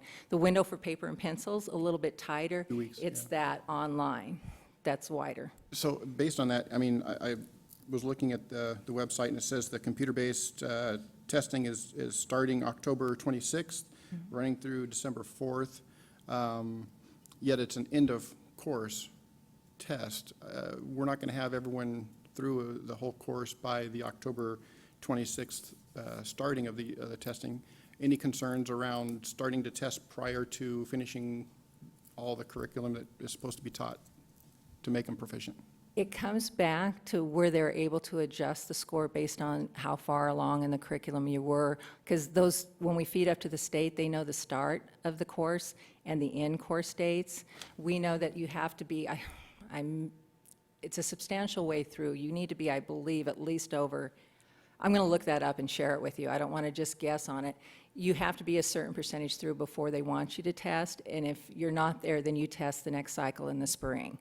So they're not seeing, they did share at the state board meeting that they did not see any statistical significant difference between the paper-based and the computer-based. So whatever psychometrics they're using, the choice doesn't seem to have an impact on scores. Okay, so we're not seeing that the students are getting caught up on trying to navigate a computer versus just, No, the first time they do it, we've had built modules that the students will go in with their teacher before the day of the test, and there's a practice test in there. They go in and they see all the things that they can manipulate in math, all the things that they can do as far as highlighting in text. So they've gone in at least once, and they've signed in, they've logged in, they've seen how to go, they've done and worked on a practice test. So it's not just go in and start taking a test. They've been exposed to it prior to the actual test. Can you talk to me a little bit about those kids that are identified as minimally proficient? What happens this year if they fall into that category? How do we address those children? What happens if it's next year? What's the whole plan around those who are going to fall into this, what looks to be a very large portion of the ratings? And that'll have a range on it, and I think with our analysis, we'll be able to say, are you more on the higher end, or are you truly one of those kids that would have been one of our lower kids that, we're going to help them all. There's no doubt, but we also know there's going to be a range. So just like we've always done, we'll diversify our instruction for those kids in those categories. Our curriculum people, I'm sure, already got plans going of how they're going to handle that. I'm going to give them the data, but they will be identified and supports will be put in place based on where they are in that range. Perfect. It has a lot to do with our RTI. Okay. I'm sorry to be hogging the mic here, but another question. Talking to a lot of the teachers today, one of my questions I asked every single person I interacted with was, how are you feeling? Are you feeling like you've got all the resources that you need, that you should have to have great success when the AZ merit comes around, and you know, kind of get a pulse check there? How are you? You know, I was 5 schools or so today across the whole district. How are you gauging how they're feeling in relation to that, or? Considering I read all the survey results, anything new like this, and the first year it rolls out, is very unnerving, from the teacher to the student to administration. We're trying to respond, and we're going to have all those supports out there for teachers on how to read it. We've built assessments that are aligned. We've built curriculum frameworks to give them an idea of how, not just to take a multiple choice test, but how to answer in short form to justify your answer. So we're putting all that into effect, and you know, Connie and Kristen would probably be better at giving you more of what they're doing at a curriculum level, but we are exposing to them, and we are going to have those supports in place to help them second administration and do better than this first year. Just the fact that they've seen it, with the exception of our third graders, they're going to do better. Mr. Bullock? Yeah. Mr. Bullock, Dr. Mr. Priest. Jonig, I wonder if I could just jump in. Please. I'll just jump in on that and say that on the resource side, no, they do not have the resources they need to be prepared for this, and we've been pretty clear about that time after time, given the fact that we weren't able to follow through with our textbook adoption due to cuts in capital funding, et cetera, as per our discussion late in the spring last year. And I guess one other item, if I may. You know, I know on August 13th, it was released sample testing and so forth of, you know, maybe to help get people and our children ready to start taking these tests. Are we having any thoughts about when we're going to try that? Are we going to give any of the students some of the sample testing to kind of get used to or acclimated to what they're going to be experiencing? I'm going to go ahead, and Connie may expand on this, but there's those sample tests that are available. Our teachers know they're available. Some of our small unit, short cycle assessments are in the same kind of format to also help prepare them. So after each curriculum framework, they're given a test, and those test items are written to be similar to help prepare them for the test, as well as all those things that they can do online and help them prepare. Connie, is there anything? Mr. Bullock, Mr. Jonig, and I'll also add that a couple years ago, we did add the resource of Study Island.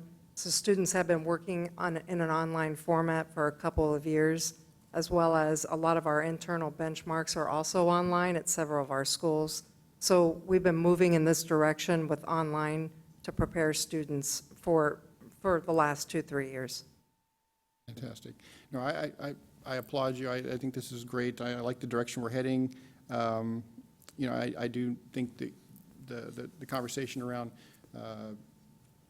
kids and their parents are used to how they were, I guess, ranked, or you know, how they fared on past tests. That may change going forward. I think that is a conversation that's going to kind of just get bigger and bigger over the next, you know, as the results pour out. So looking forward to seeing how that works. So, Mr. Bullock, Mr. Jonig, to that point, also a topic for parent-teacher conferences, just in advance of that, so that we can have some good dialogue around the shift and the changes. No substitute for the one-on-one, and there's opportunity during that conference time. Excellent. Thank you. Idea. Mrs. Doan, Ms. Connect, questions, comments? Okay. At the risk of sounding cliche, I am in support of higher standards and the standards that Arizona's adopted. Not a big fan of testing in general, just because we as human beings who are evaluated on these measures, the tendency to teach to the test is unavoidable. So I would just look to our professionals in the field and in the classrooms to understand that that's not our end goal, that our end goal is to create well-rounded students who understand these concepts and who are able to apply them to rich and successful lives. Quick comment. I'm tentatively excited about this. The reason I say that is anytime there's something new that comes along, sometimes, and Dr. Cruz hit on it with resources, sometimes the implementation of the machine can fail or cause problems.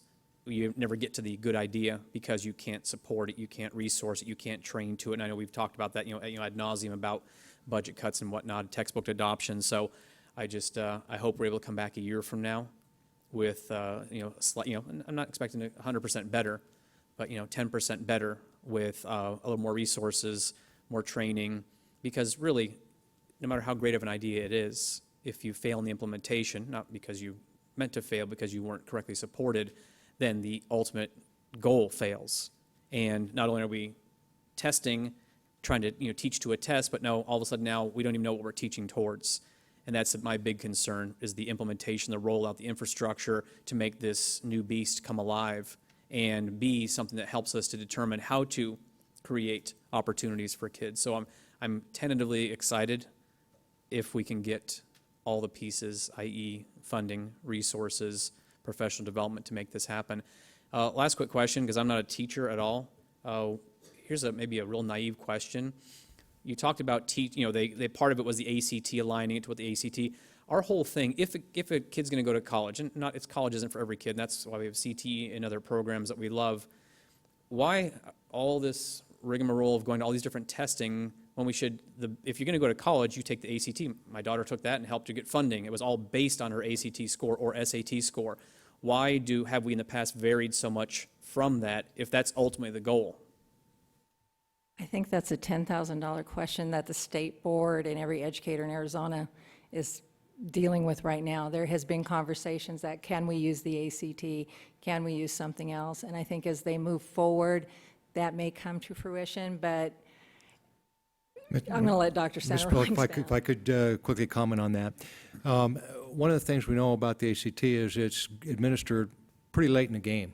Mm-hmm. And time again, as we visit with students, and certainly from our own experiences, we know if you don't have that trajectory through your educational career, you're not going to hit that mark to be successful in that ACT. So part of the thinking around this is to ensure that we know what the trajectory is, and that trajectory can be monitored every year to see if those students are on the proper trajectory to make sure that they do hit the mark as defined by College and Career Ready on an ACT score. So that's one of the things. And from our conversations with students, particularly those that are leaving us as seniors, time and time again, and you've heard me say this, to an opportunity, they say, I wished I'd known a little bit more about how I could prepare for success on ACT before it happened. And so I think this helps in that conversation. Okay, good. Thank you. There was that disconnect in my head of why, not that we're take the ACT but why isn't a test, a statewide test, aligned exactly?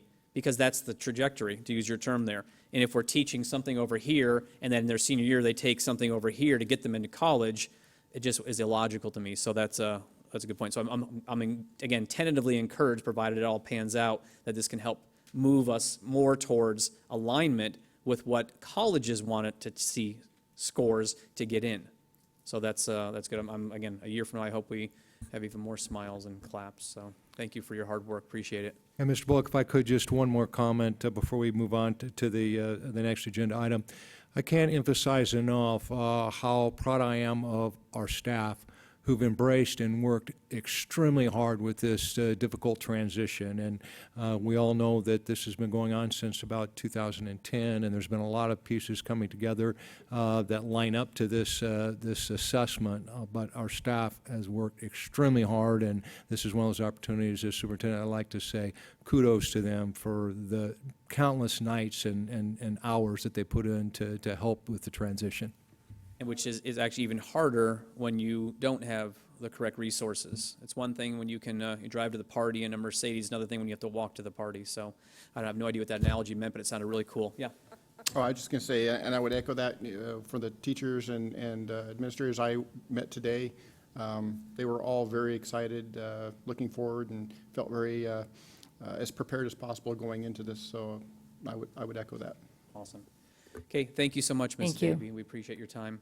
Next item on the agenda, number 9, update on science curriculum. We welcome someone we just spoke about 5 minutes ago, Mrs. Connie Woody. Thank you, Mrs. Woody, for being here tonight. Thank you. I'm going to let them go ahead and pick up my PowerPoint here. Thank you. Good evening, President Bullock, members of the Governing Board, Dr. Santarelli.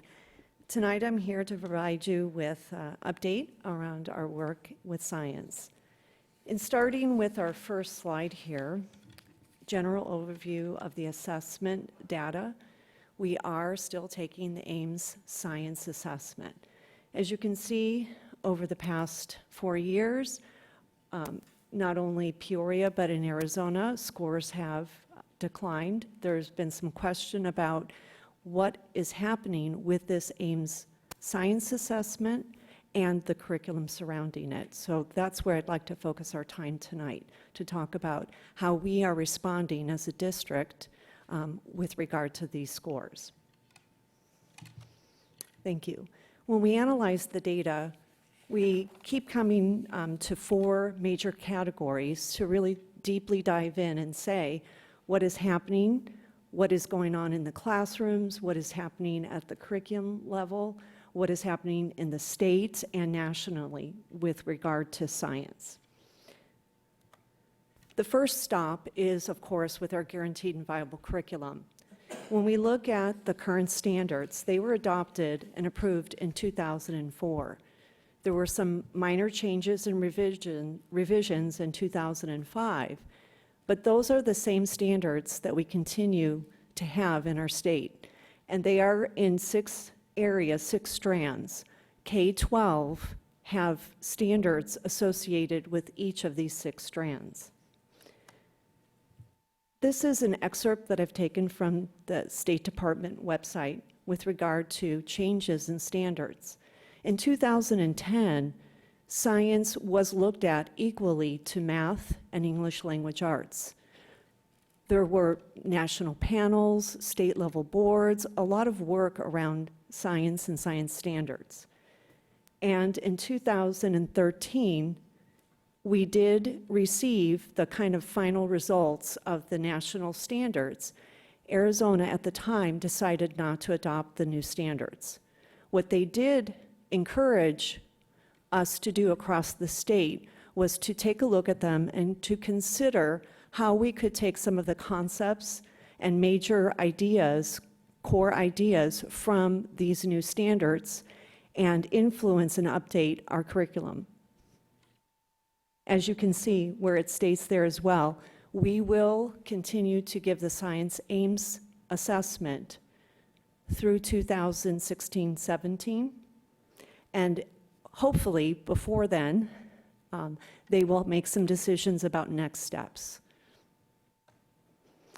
One of the major works that came out of all of the look at the national level with science standards was the framework for K-12 science education. Again, major people across the United States, nationally, and I want to say internationally, looked at science and what we were doing with our students. And of course, the infusion of STEM, the concept around science, technology, engineering, mathematics, looking at the change in our climate, our culture, the things happening in industry, changes, of course, with all of the new advances in the medical field as well, and in other fields related to science. And these cross-cutting concepts were the major area that they wanted us to take a look at. And there's the definition of what we mean by cross-cutting and core ideas. We took the information and we said, as we reflected on our students' performance on the Ames Science Test and what was happening with curriculum in our district, and one of the areas, loud and clear, came from especially our high school, that we needed to make some updates and changes to the curriculum to ensure that the cross-cutting ideas were influencing the projects, the assignments, the things that we were having our students do. And Judy Meredith, who is here with us tonight, is one of our lead science curriculum coaches that works with us in the district office and with teachers out in the field. She brought together, along with Brian Little, who is also a new addition to our science work, and they brought in teachers from across the district to have deep conversation, to look at the cross-cutting concepts, to look at the frameworks of science, and then to look at our courses and determine where could we up the rigor, where could we do some things differently with staying with the current standards that we have from 2004, but what could we do to enhance, to really give better opportunities for our teachers and for our students. So our 5 major courses were revamped, so to speak. We looked at thorough look at the standards, we infused the cross-cutting concepts, and we did move into the curriculum framework and establish curriculum frameworks with lots of resources, a change in the rigor levels and expectations for where we wanted students to be able to perform, because we wanted to go from, and a lot of the analogies that Wendy shared with you just a little while ago kind of also impact my conversation. Go from, is this something I just have to memorize and know and answer a multiple choice question, to really truly applying it into a situation that's meaningful, relevant, not just in my core academic classes, but in other career and technical education courses that we offer at our high schools. So with that work, Ms. Woody, just one moment, please. I have a question, Ms. Woody. please interrupt. Where does space science fall into these 5 categories now? When we look at our courses in space science, I think I can have Judy Meredith give you some specifics. Would that be what you'd like me to We are have? doing it, aren't we? I mean, I just Yes. remember. Oh, yes. It's such an inspirational theme for students. It gets them dreaming and thinking, and I'm assuming that it's absorbed into integrated science and earth science into environmental science, Yes, but yes. I wouldn't want it to be dropped. Our expert, so I'll let her So respond. yes, we actually took some of the high school standards that in earth science that seemed to really match the 7th grade and was a good tie, because if you look at the Arizona science standards, they're very choppy.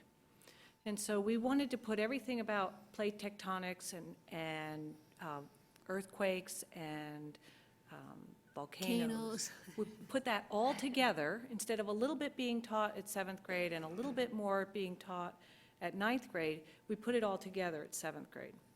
Then we still have the earth space piece in integrated science with a tie with understanding how energy flows and matter cycles. Because if you take that cross-cutting concept of energy flows and matter cycles, it is in all of the sciences. So when do they get stars and planets and comets and They actually get that in black 7th grade, holes, and that's 7th where those standards are. And you're absolutely right, there are students that absolutely love that topic. And So if they we're going, get a if we're taste going of to it. Mars, we got to start preparing them now. Yeah, exactly, exactly, so, does that answer it? Okay, thank you for that. Thank you. I wanted her to respond because she is so intimately involved with all the changes and moves, and I'm aware at a different level than she has the very precise where it exactly can be found. And then, obviously, as stated, we need to look at our elementary curriculum. So we spent the summer with our high school group. They did great work, very motivated. We had great conversations. The other thing that our high schools felt very strongly about was the influence of being good writers and readers within these content areas. And there was lots of discussion around getting our students to better express and communicate their thoughts and ideas around science in a way that can demonstrate the deeper knowledge level than just answering a multiple choice question. So it was very engaging, and they came up with some great ideas, because that is an area that they felt was lacking, that technical writing component tied into these courses. So when we look at the elementary, of course, we will reflect on the work that was done at the high school because we do want to make sure there's an articulation. As Judy expressed, things were a little choppy, a little bit here, a little bit there, and streamlining our opportunities for our students to make it a more graduated experience and things connect together better. So we will be bringing in and continuing our work with our high school, and then adding our junior high and then our elementary courses. And so the rest of this school year into next summer, into a continual process of revisiting and looking and being ready when the state makes a decision to either adopt the next generation science standards here in Arizona or a version of them or what might come next. We will be prepared. That was very important to us as we reflected on our scores and said, what could we do differently to give our students better experiences? And curriculum is one of the main areas you go to and begin your work. Again, moving forward, the other piece of a guaranteed and viable curriculum is opportunity to learn. And opportunity to learn also means that we are teaching science every day, K-12, in our classrooms. So we revisited our requirements that we have for this to ensure that from kindergarten all the way up, we were infusing science and making it as important as our ELA and math time. Mrs. Woody? Yes. Go back to that previous slide if you don't mind. A natural question, Yes, again, sir. being a non-teacher, is that's not even one class period. In which grade level? The 40 minutes, I'm sorry, the 4 through 8. That's the state minutes. We have 45 minutes for our math classes. We have 90-minute, 45-minute, different chunks that build the total time. We do add on to that, okay, because Yes. it's like, after 40 minutes, okay, everybody, let's stop learning science and play in your Angry Birds for 10 minutes. No, we obviously too, with our younger students, these are minimum expectations, but we also, it's very important that during our English language arts and our math time, in our curriculum frameworks, we tie in and reference, and in our pacing guides, we line up when we're teaching certain concepts that we definitely would see science concepts brought into our English language arts, reading, writing, that we try to integrate as much as possible so that it's, but we do have class periods, bells do ring at our high school, those types of things that signify the period of time for our students. And with our block schedules, the 90 minutes at the high school. Right, that makes sense. I just saw 40 minutes, like where's the extra 5-10 minutes? So never mind. Yes, Good. sir. Good to see PUSD is exceeding. Thank Right, you. that's from the State Department. I wanted to make sure there was an understanding of what they provided to us as minimums, and then we can go from there. Thank you for your question. The other area, as I stated in the 4 areas that we really looked at, is how we could make some changes with our opportunities and experiences. And it really goes to teacher content knowledge and the pedagogy around science and the methodologies and strategies teachers know to use.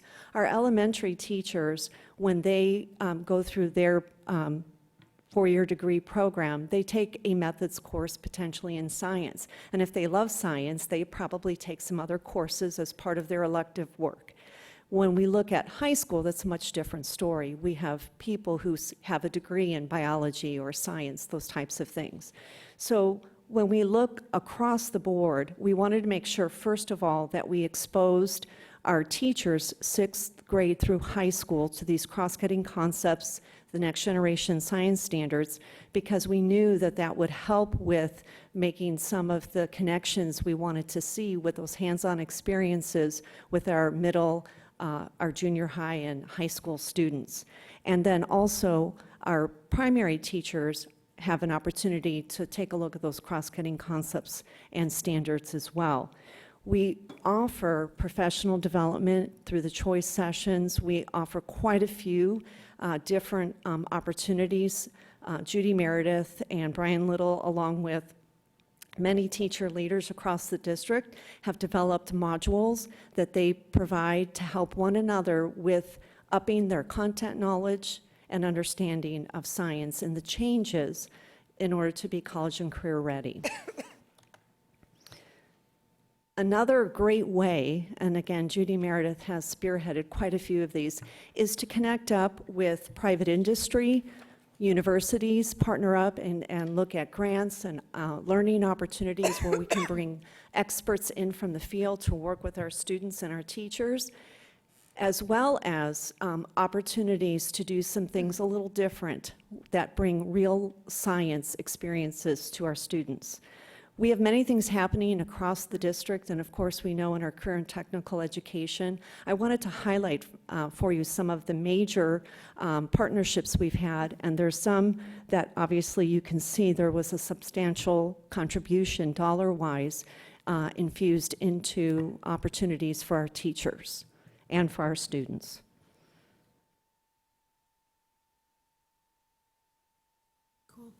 One of the other things I wanted to highlight here, and that's why I kind of shared, is the little logo from the Sci Tech Festival.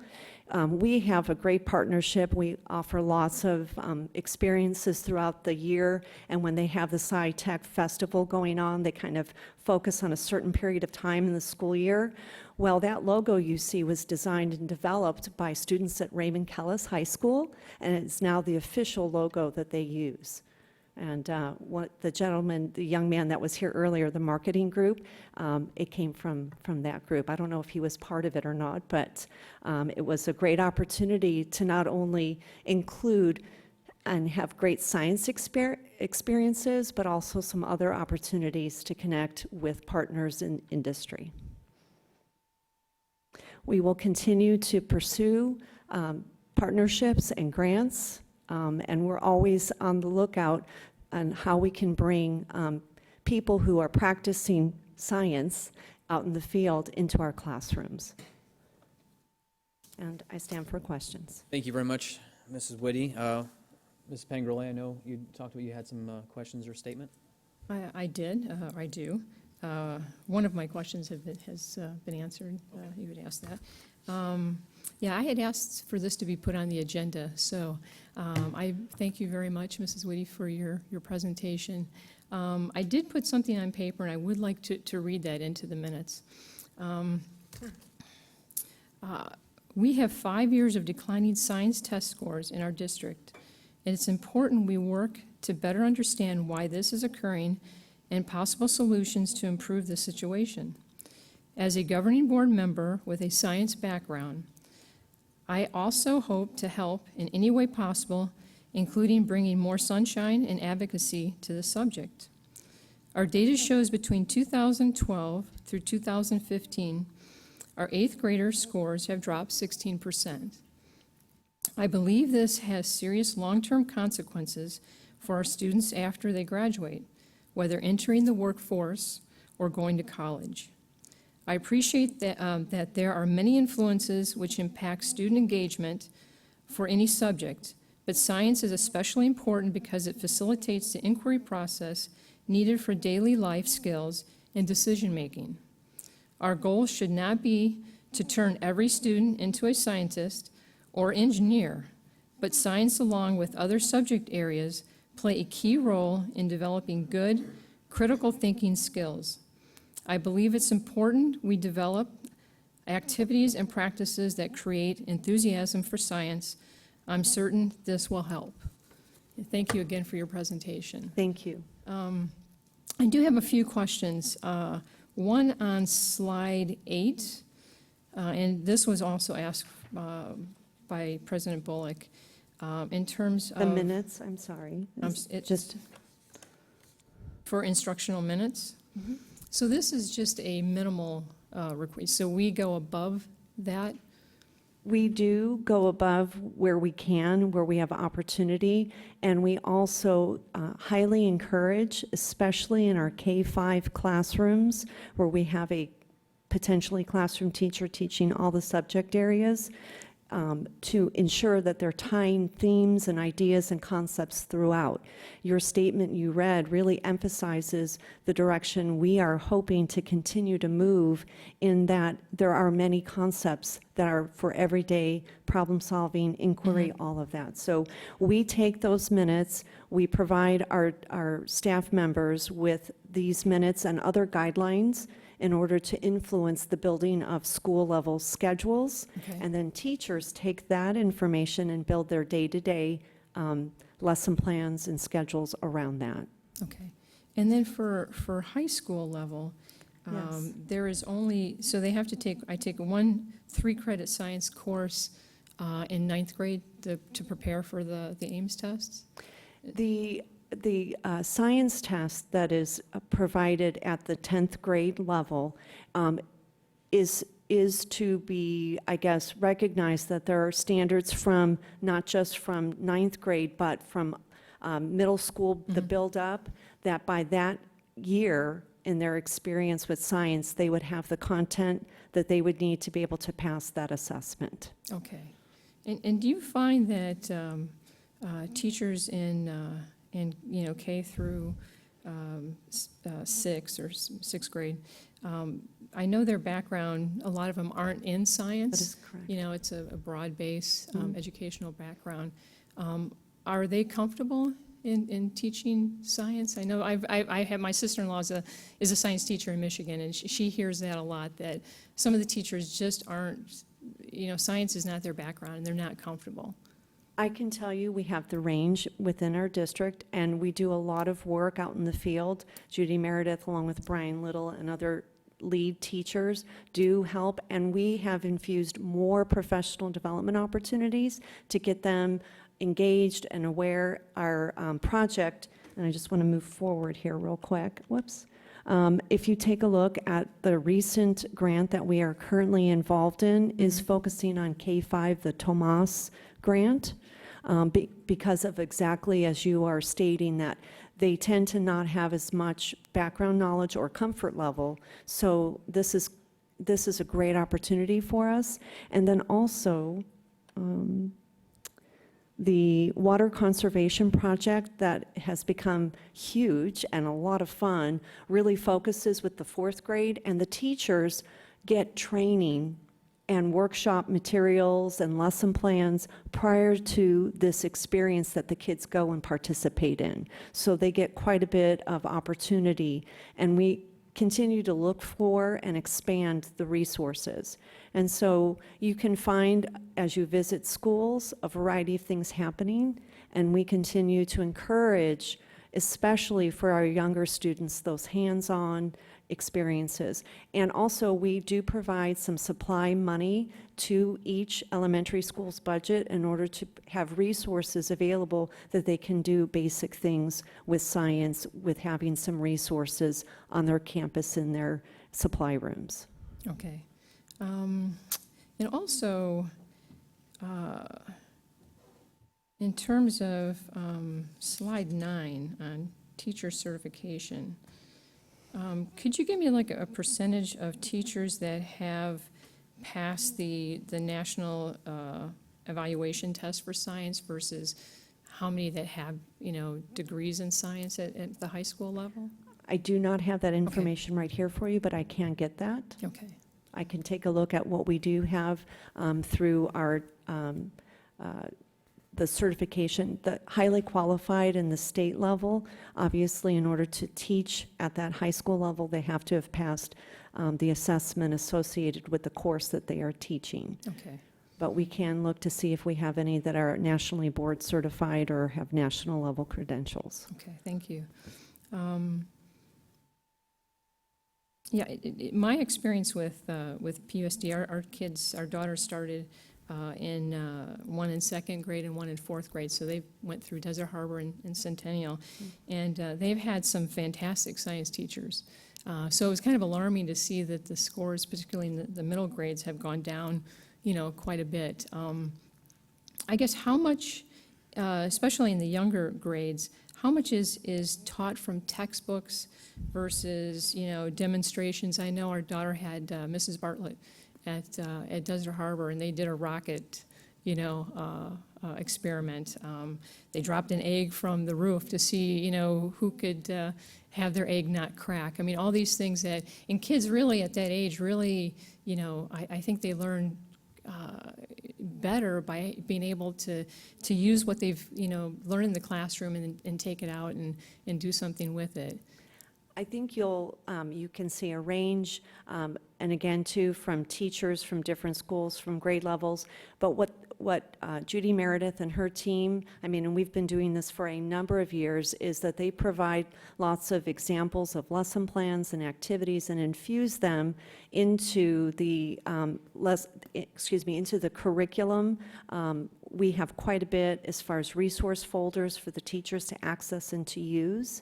And we do have textbooks, but again, the textbooks are based on the adoption of the standards back in 2005.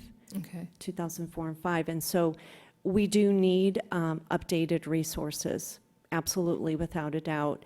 The things that we are trying to move forward and do more of require different resources. And until we're able to access some funding to do more, we have quite a bit of teachers working to pull in and find great resources that we can attach and make available for people so they can see the range of what can be done in their classroom with basic resources. Okay.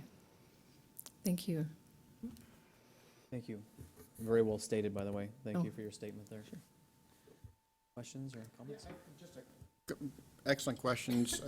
Knocked a few off of my list, but I was just curious, on a more macro level, what do you see as for the decline, the major reason for the decline in the scores? I mean, is it more of a turnover in teacher? Is it more of a resource driven? Is it, just help me understand what we think the bigger tent pole is here. Sure. There's a variety of things, and one of the things is it's a state trend and a national trend, unfortunately.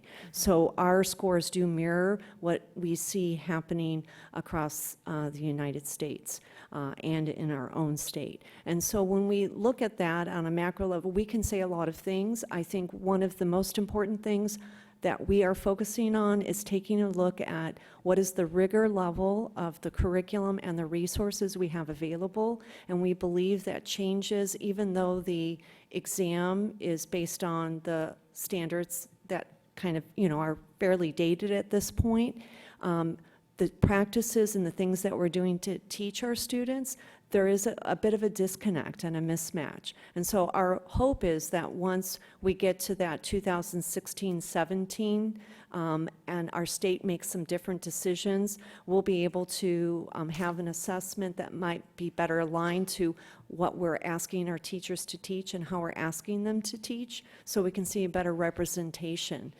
So I think there are many factors, but I do believe that resources that are up to date and opportunities for our teachers to be current with practice is something that we believe we see as a need here in this district. And I know I'm preaching to the choir on this, but Peoria has always been known to be the leading edge of whatever is the trend of Arizona, and I would love to see, and easier said than done, but I'd love to see how we can get somewhere to start looking at carving out some kind of funds to start getting these resources in place. And I know it's not going to be a overnight aspect. It's going to take a journey to get to this destination. And I'd just like to make it known we need to keep that as a priority to get towards those resources so we can keep them the leading edge of getting there and buck the trend before everyone else. So our kids are better prepared. So I appreciate that. Thank you. Amen to that, brother. Next, Mrs. Doan. I do have a couple things to say. Curriculum and instruction is my favorite thing to talk about. Truly, that wasn't sarcastic. I really do. First of all, about the SciTech thing, that is a great partnership between nonprofits and schools and business, and it's not just for schools to take place, it's families and kids to go to take advantage of. So if we're not already linking to that on our website, I would really like to do that. Because science is, I agree with what Mrs. Pingarelli said, science is one of those subject areas that really takes some kids that they're not inspired to get up and go to school. Things about science, whether it's animals or earthquakes or comets or whatever, can really light a fire, literally and figuratively, Yes. when we're talking about science Yes. under kids. So any opportunity we can take to engage kids is really important. And I don't doubt for a minute, Ms. Whitty, what you're saying about the resources and the other factors that have had to do with lower scores in science for our district and in Arizona and the country. But another one, I will hypothesize here, is we get graded as a district, as a state, on math and reading and writing, and not science. And so in all of our excitement to compete at those levels, sometimes the other science and social studies and whatever gets the short end of the stick. And I think it's, there again, going back to the conversation we had before, we put a lot of faith in our teachers, understanding that it's not about a test. It's about a whole kid who can compete in the workforce, who can be inspired to create and invent something new, and to bring our country forward. So I would just redirect us again to stay focused on the content and what's important there. I was just had the privilege of hearing Bill Daggett from the International Center for Leadership, and he talked about making sure that reading and writing is not in reading class and writing class, that we're teaching reading and writing everywhere. And if we fully embrace that idea, and that we're teaching about good writing when we're writing about plate tectonics, Right. and we're talking about how to read a science textbook or how to read an article from a science journal, then we can teach those concepts of good reading and writing throughout the disciplines. And that frees up more time to be talking about these themes and these topics that excite kids and get them up in the morning. So I would just want to bring that up as well. And finally, I want to talk about current events in science. There are some exciting things going on. And I will point out that when our country sent the Mars rover to Mars, and there was live stream every day, that was a great opportunity to talk about engineering, to talk about invention, to talk about space, to talk about gravity, to talk about the planets, and to talk about how great the United States of America is for getting a rover all the way to Mars. And I asked my kids, did you talk about that in science class? No, we didn't talk about that in science class. We were talking about, the periodic table of the elements.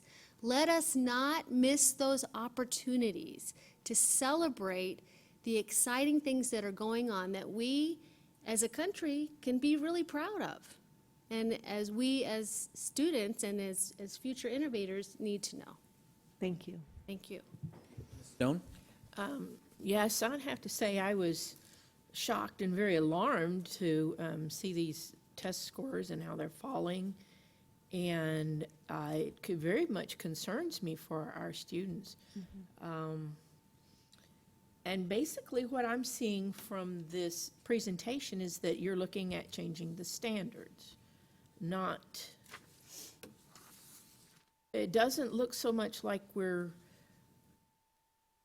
had the same standards since '05, right? And they haven't. Why is it that they can't? They have the resources for that, don't they? In some cases, there are resources still available and viable. So I don't understand how a new set of standards makes up for the fact that they cannot meet the standards we already have.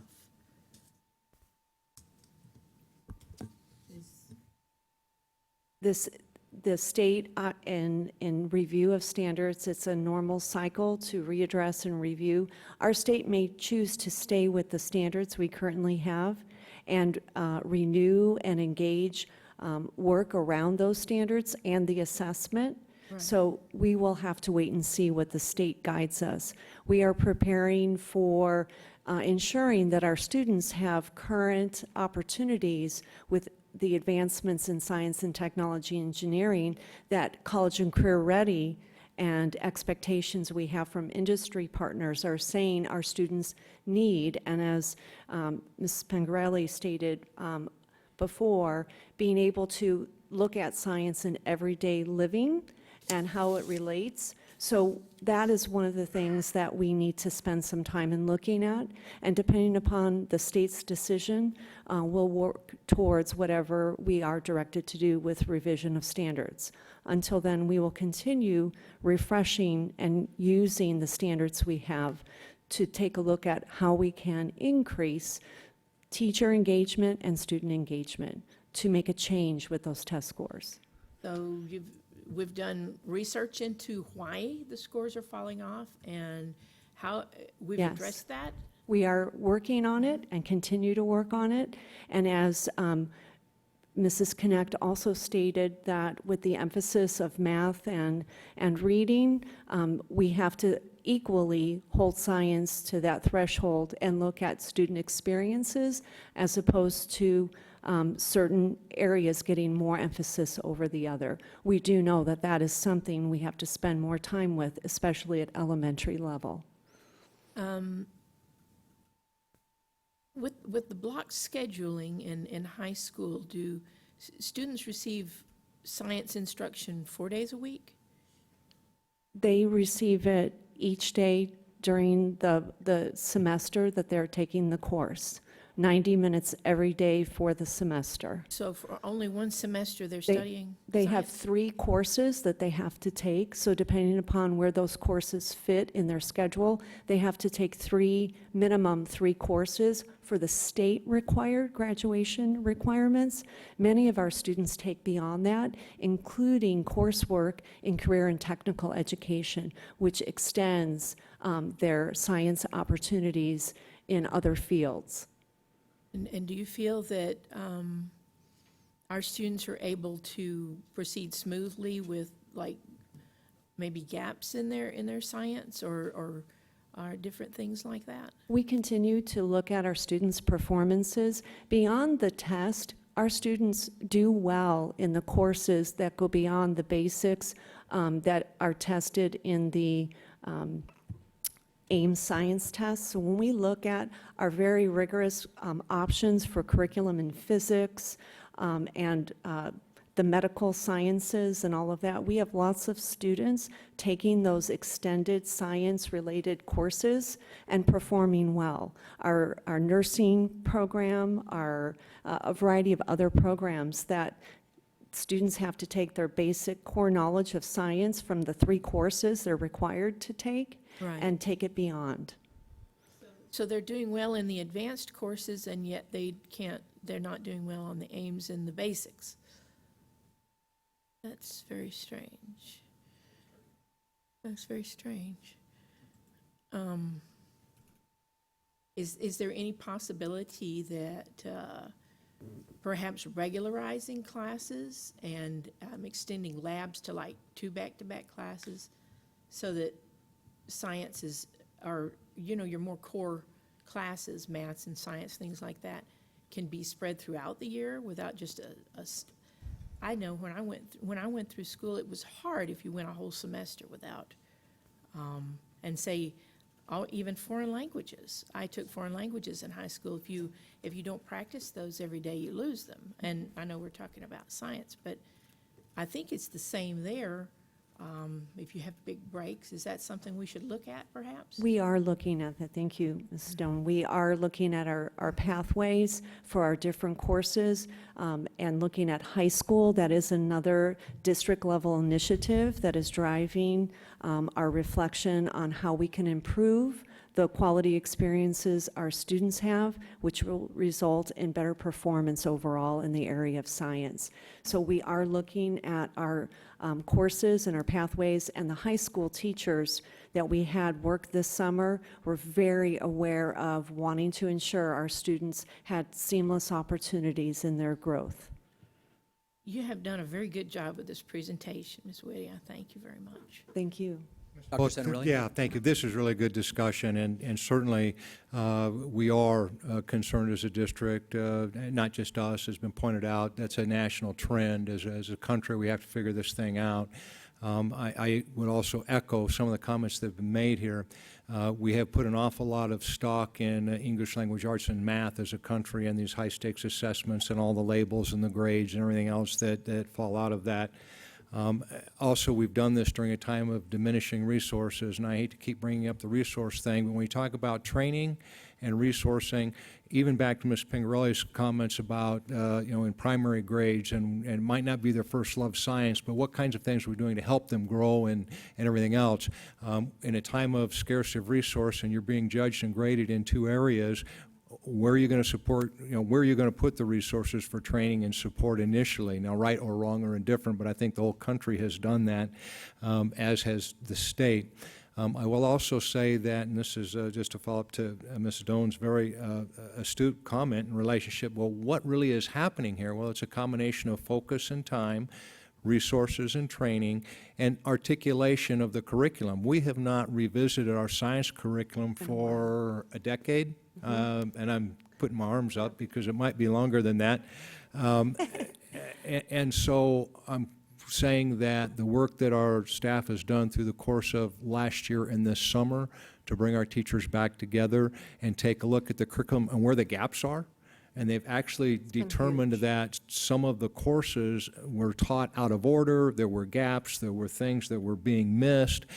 So this whole renorming of the curriculum, and whether it's the old curriculum or the new curriculum or whatever the curriculum is, if there's gaps, and over time with attrition, and when you hire 350 new teachers in 1 year and you look back 10 years and think about all the teachers that we've had leave and come and everything else, you have to stay on top of that year after year after year after year. And so we have a renewed focus on science. We have a better alignment from the work that our teachers did over the course of the summer with the curriculum. We're continuing to think about how we can resource those things. And we all know that if you have a 40-minute science class, it's a challenging situation to put together a lab and do hands-on things. And so the longer the class period and a more flexible schedule allows for those things to happen. And so all of those things are part of that discussion. I'm anxious to see what happens as a result of the work that's been done over the last 18 months around science, and I'm optimistic that we'll start to see that trend turn around in future assessments. But we won't know until it happens, but there's been a renewed focus and energy on it, and we certainly hear all of your concerns and we share those.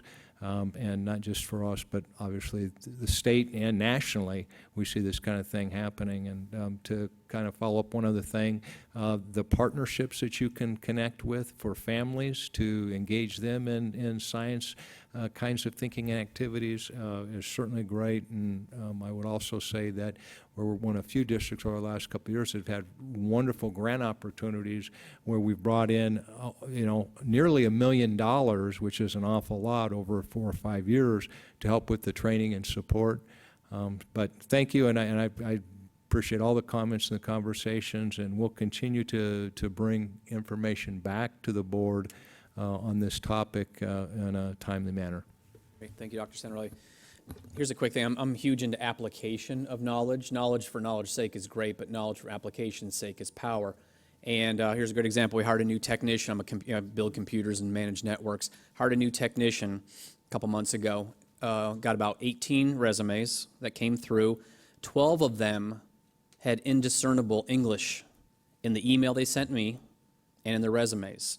Now, these were cerebral people who know Microsoft Windows Server, and they're smart people, but I'm very encouraged that we're finally mixing not science for science's sake, but science for application's sake, and writing and communication is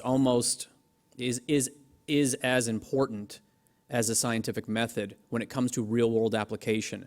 I was blown away. 18 applications. These are all adults, smart, experienced, Microsoft certifications and degrees, and 12 of the 18 had not just a typo, which, okay, we all make little typos, major typos, couldn't form complete sentences, and the email to me, dear Mr. Bullock, here's my resume, please consider me for the job. I was blown away. Only 6 of 18 had, completely correctly formed sentences for these science and technical people. So there's the application issue that is being missed dramatically. So finally, and the last comment is, I think another reason why, and this is the gospel according to Matt, why science has dropped a little bit is actually something we learned from that Google technologist a year ago at the ASBA summer event. And he talked a lot, and I kind of formulated my own thought on it, was sometimes are we, here's the fear, are we teaching our kids to be searchers instead of researchers? Because my kids, 2 juniors at home, and I'll ask them a question like, I don't know, pull up their phone, hit Google, and they give me the answer. Well, that's great. That's the answer. A, do you know it's correct or not? But more importantly, I'm working hard at home to try and teach my kids to be researchers and not just searchers. Because quite honestly, if you have this ready source of knowledge, you just go, here's the answer, no idea where it comes from, no idea if it's legitimate, that then, I believe, permeates into every other aspect from an attitude point of view. And that's very hard, I think, on teachers to try and shift that back for the instantaneous gratification of knowledge or answers, not knowledge. How do you change that to teach kids to be researchers and not searchers? Because if we can teach them all to be researchers, that's power. So my hats go off to all the teachers to good luck unwinding the Google age, as much as I love it. So thank you very much, Mrs. Woody. We appreciate your time. Speaking, you made me think of something, speaking of the Google age. I don't, in your free time. Okay. You might, if you haven't already, look at the Center for Communicating Science.org. And it's specifically, it's a new organization. It's specifically about how to get complex scientific concepts understandable at grade school level. And they actually have scientists on different topics write about things, and then they have a panel of 3rd, 4th, 5th, 6th graders read it to find out who understands the best. But there's some really good ideas in there about how to communicate science in ways that kids can understand, but I would imagine too would be some ideas about how to write about science in clear ways. Thank you. I've written that down. Thank you. Awesome. Thank you very much. Appreciate you hanging out the whole time for our questions and comments. I And appreciate great it. ideas, so thank you, Ms. Pingerly, for that. Yes, thank We're you very geeks. much. I admit it publicly. They don't, but they just prove they are. So thank you very much. Appreciate It is what it is. Dr. Santarelli, your comments. I appreciate that, and everyone on the board. We do appreciate your support and look forward to continued work in this area. Thank you. Great. Thank you very much. All right, our last presentation of the night is, of course, Mr. Hicks, who always plays, right? I know, woo. Dr. Cruz gave you the woot woot. You're doing, it's called batting cleanup, right? That's a good baseball term there. So agenda item number 10, presentation on school finance reports, including the Arizona Auditor General's Classroom Dollar Report and the Superintendent's Annual Financial Report, SAFER or SAFER, as you said. What is the correct way? I don't want to... Good evening, President Bullock, members of the board, Superintendent Dr. Santarelli, Dr. Cruz, staff, community members, thank you very much for allowing me to present. I do call it the SAFER report. This is it's somewhat new. A lot of people have not been referencing the SAFER, the Superintendent's Annual Financial Report, in recent history. And so it's a little bit unique that it seems to be dominating a lot. So just jumping right into that, part of just doing a quick little school finance review, and the intent here is not to do a really deep dive, but really what we've seen over the summer, and I've gotten feedback from, or questions from the board and questions from members. It seems like almost every week there's a school finance article, or a list or a report or some kind of piece of information that's out there talking about either the rankings, the dollar amount per student, or everything, and it creates just a lot of confusion. And so the thought was, let's just get back in front of the board, just have a little bit of a conversation, hopefully put a little bit of awareness or understanding around those different reports, and then just a little bit of information, and hopefully that helps in that sense. So here's the three that are probably most readily available or recently quoted, cited, referenced. And so you have the State Superintendent of Public Instruction's Annual Financial Report. That is a report that's due every January, that's required to be published, and that is a collection of all school district and charter schools, basically every LEA in the state, and a summary. That is based off of each organization's annual financial report that is submitted to the Department of Ed. The Auditor General creates a classroom dollar report, and that was required when they passed Prop 301. There was an additional component in there that required the Auditor General to do a classroom dollar analysis. Also in that is a performance audit, so we're lucky enough to be going through that performance audit right now. This comes out every February. This is only school districts, so charter schools do not follow under this requirement. And so their data is a little bit different, and then they also do a little bit of differences with their data. But that also is basically from the annual financial report as well. They do not get that from ADE. There's a requirement that school districts send what we call an audit file to the Auditor General for their analysis. And then you have the U.S. Census Bureau creates some educational reports. I did go on their website looking at it. Be honest, I only saw 3 years worth of this, so I don't know if that means they just stopped publishing it on their website, or was this something that really they've only been doing for 3 years, or was there a hiatus? So I can't speak too much to the history of that, but you can go to the U.S. Census Bureau, type in education, ask for reports, and you can see their financial report. So the first, I just wanted to just jump in and just look at the superintendent's or the SAFER report and just look at just some of the differences.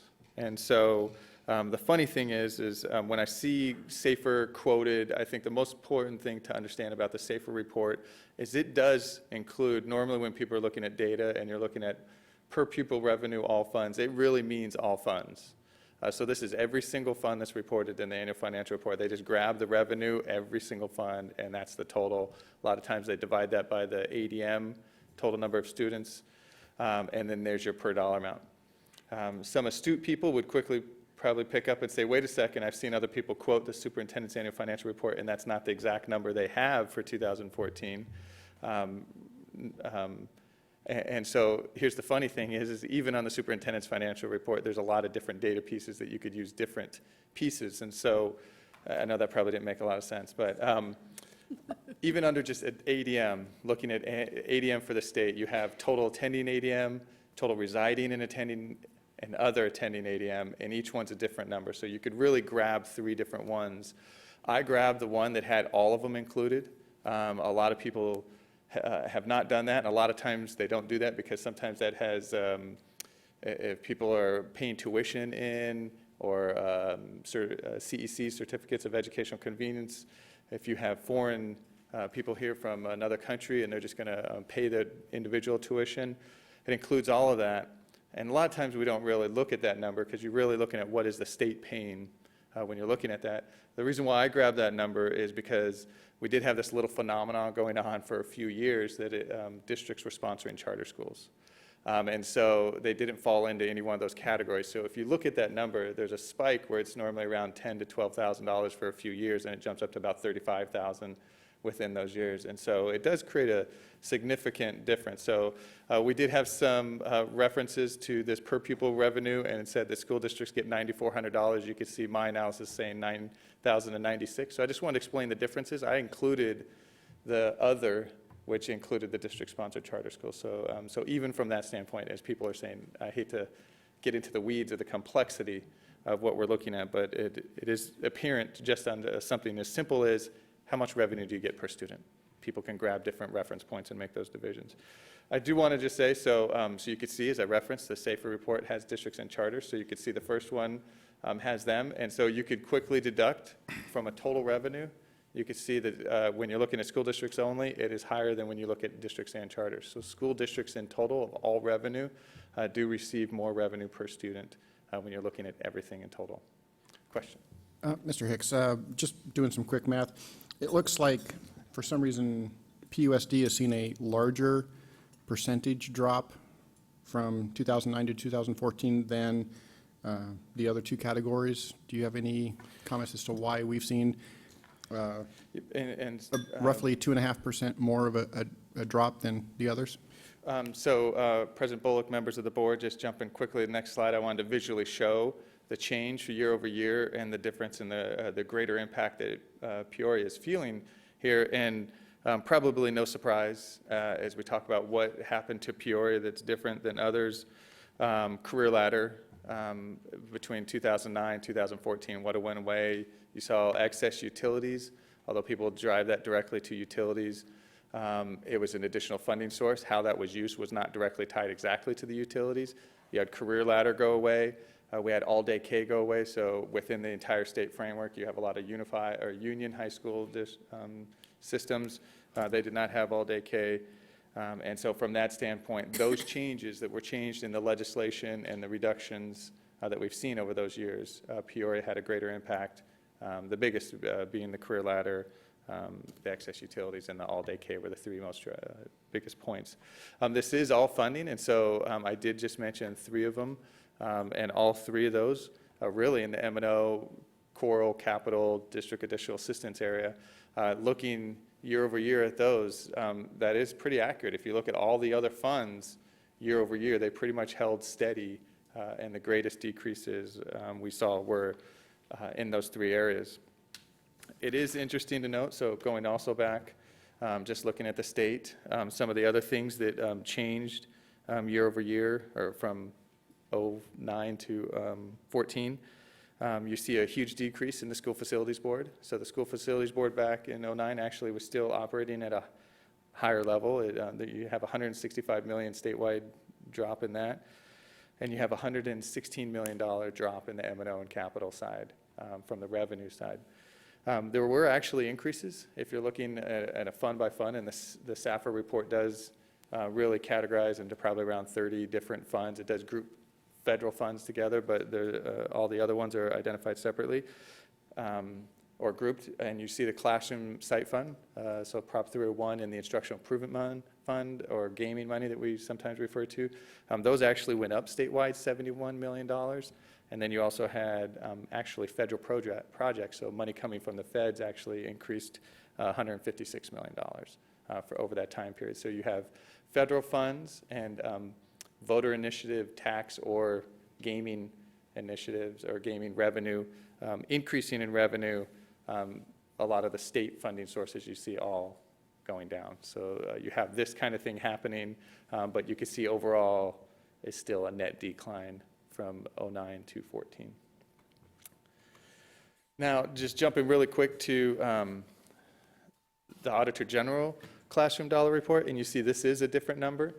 This is one that's probably I use the most when we're looking at all funds, and probably you've heard me say this at other times. I try to shy away from that because, for instance, food service, that's a fund that we could generate more revenue. In fact, the feds required us to start charging more. They required us to increase our revenues, so we had higher money coming in that sense. We cannot take that money and turn around and spend it in the classroom. Feds, and one of the great things that we've been doing this summer, if it's still summer, the video that David Colley produced, that put on our website, that really identifies, the strings and understands a little bit about School Finance 101, really identifies some of those, and I really appreciate that. The identifying of those federal funds and those strings really are important to understand. And so, I like this, although those aren't exempt. I will say the other thing this does is it takes out debt service and major capital funds, and the Auditor General takes that out of the calculation. Mainly because that's taken out on a national level. So when you're looking and comparing at the national level, they take out the major capital, civic center, community ed, some of those cash funds, and then also the debt service. So that is peeled away from it, and then what you have left is the Auditor General Classroom Report. From this, you could see we still have a similar trend happening, which is from 09 to 14, a decrease. A major change going forward that is important to note is looking at the focus and change from classroom dollars to classroom support. And so this did happen in the legislature.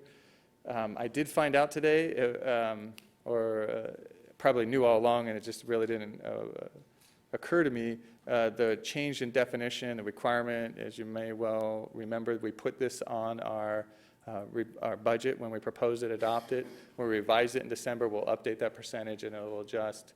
And that is really looking at classroom support, which is dollars in the classroom, student support, and instructional support.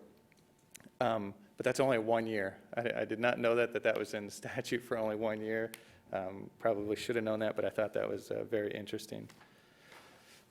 So when people are quoting the different ones between the Auditor General and, the Auditor General report and the classroom dollar report, there are big differences from that standpoint. When you're taking out debt service, so that is after a school district sells bonds, and then they have the repayment schedule, normally anywhere between probably 5 and 20 years. Those payments, those taxes that are coming in, those payments that are being made is the biggest one that's excluded from that. And so between that and the community ed, you do have a drop in funding. So the difficult thing is people saying, do you get over $9,000 per kid, or are you talking to $7,000 per student? So I think either one's the appropriate answer as long as it's in the appropriate context. If we're talking about all revenues, I think that's okay. The problem is that just there has to be an understanding that a lot of those are very restricted, debt service being that in a sense. The third report, U.S. Census report, also comes out. Now, this U.S. Census report is information is not 2014. But before I give you those per pupil expenses, as I was going through that a couple 100-page report and just trying to look at some stuff, I thought one thing was interesting was the administrative costs. And just looking at two components of 3 parts of an administrative cost function is just general admin and school admin. From the 2013 year, you're looking at the U.S. average is much greater than the state average in this sense. And so you can see for Peoria, the school administration at the state average, and Peoria, we are pretty much in line. We are lower on the general admin, and just as a reminder, obviously school admin's easy. General administration is normally Dr. Cruz, myself, Dr. Santarelli, and a few others in that sense, and legal, lobbying, those type of functions. You can see we are operated at a very low margin there.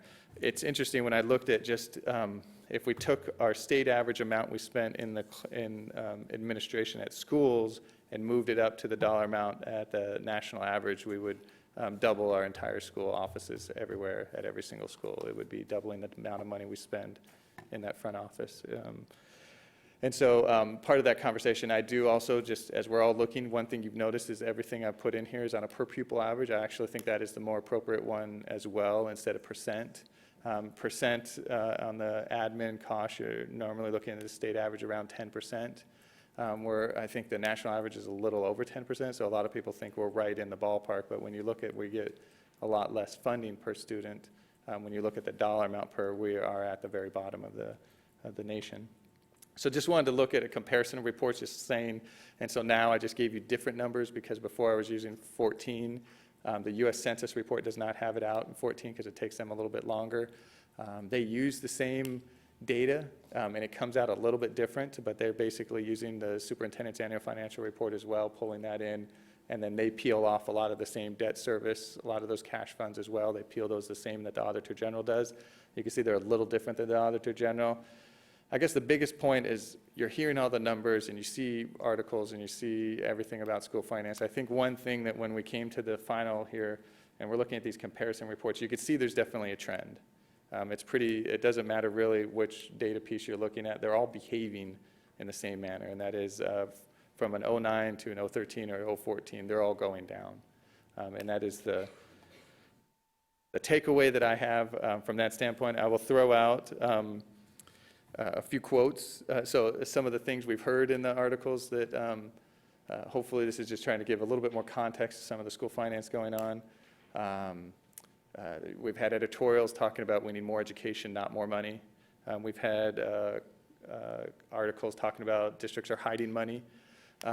They get that a lot of times from when they look at the SAFER report, because every single fund is reported in that, and from that standpoint, and maybe they're doing a comparison to the Auditor General where we're mentioning where we're getting $7,000 or $6,700 per student, and they're saying, no, we're hiding money because we're really getting $9,000. And really almost all these quotes, and people are using pieces of it right.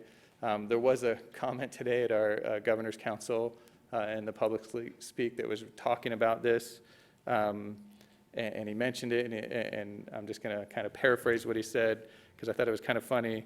as you're looking at these downward trends, he said he understands and he hears all the time that throwing money at the problem is not going to fix the problem. But for one time, can we just try? Hopefully this creates just a little bit of more awareness that there are lots of numbers out there as a reference point. How much we're getting per student really depends at the report you're looking. When I hear them quoted both ways almost all the time, they're correct. They're just, you got to know the context upon which they're applied. Is there any questions? Thank you, Mr. Hicks. And actually, I actually called for this one because there's so much misinformation. And what bothers me the most is, I don't care, like, talk about the override as well. A lot of this is coming up because of the override. I don't care if you agree with me or disagree with me on a vote. Just do it based on fact. I can respect somebody if they disagree with me based on facts. Okay, great, we just see things differently, that's okay.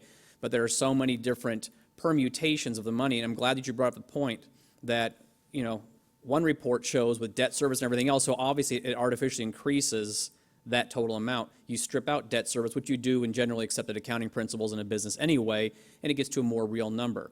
But no matter which one you use, you come up with the same trend. And so if we can just understand, like you said correctly, and I thank you for bringing that up, if everything is done in context, it actually all equals out to be the same. We're pretty darn close. And there are, you know, and are we hiding money? There are some funds. It's hard. I didn't realize that until I became on the school board or got on the school board. We have some funds that have a decent chunk of money in, but legislatively we can't move it over here. So you could say, oh, you guys are hiding money, and I would have thought the same thing until I realized, yeah, we'd love to be able to move that, but we can't. You know, please legislate that so we can, because we certainly could use it. But I hope this information gets out, because I think it will change a lot of minds, or at least have people going, I never knew that. I never knew that amount of detail or where it came from. And then do whatever you want at that point, but do it based on facts. So thank you for bringing this to light. You're welcome. I agree. I think this is very usable information. I appreciate it, Mr. Hicks. You know what would be really, really cool too? Is on the U.S. Census, if you could have either, you know, just a framework or a shadow behind it that compared the Arizona numbers to the national average. What is the national average? Do you know right now? From the U.S. Census report, I believe I saw 10,700 per student in the same context. Okay, that would be an interesting piece of information to compare it with. To be clear on this last report, it says U.S. Census. That's the U.S. Census of the Arizona amount, what they calculated. So the U.S. average per this report was $10,700 per student across the nation. Great. Ms. Doan, any comments or questions? Okay. So if you do that, Mr. Hicks, will you send it to us, please? Yes. Thank you. Can you please add a bar for Kathy? Thank you. Ms. Pangarelli? What do you mean by that? All right. Thank you very much, Mr. Hicks. Appreciate it as always.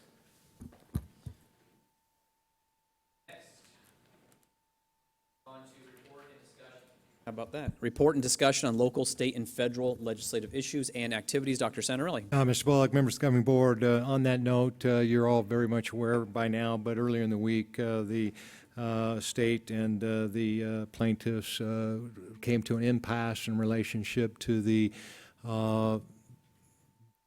judge's decision that the state owed a reset dollar amount on the 301 monies, a little over $330 million. And the back pay is, of course, somewhere around $1 billion. Impasse, what that means is that the mediation over the last 7 or 8 months kind of hit a snag, isn't moving forward, so it will go back to the judicial system. We'll have to see what comes of that. The other thing that, on a more local level, I'd like to just report that we have our first Community Legislative Network meeting scheduled for September 14th at 4 o'clock, and at that point in time, too, we'll discuss future meetings and convenience of the committee.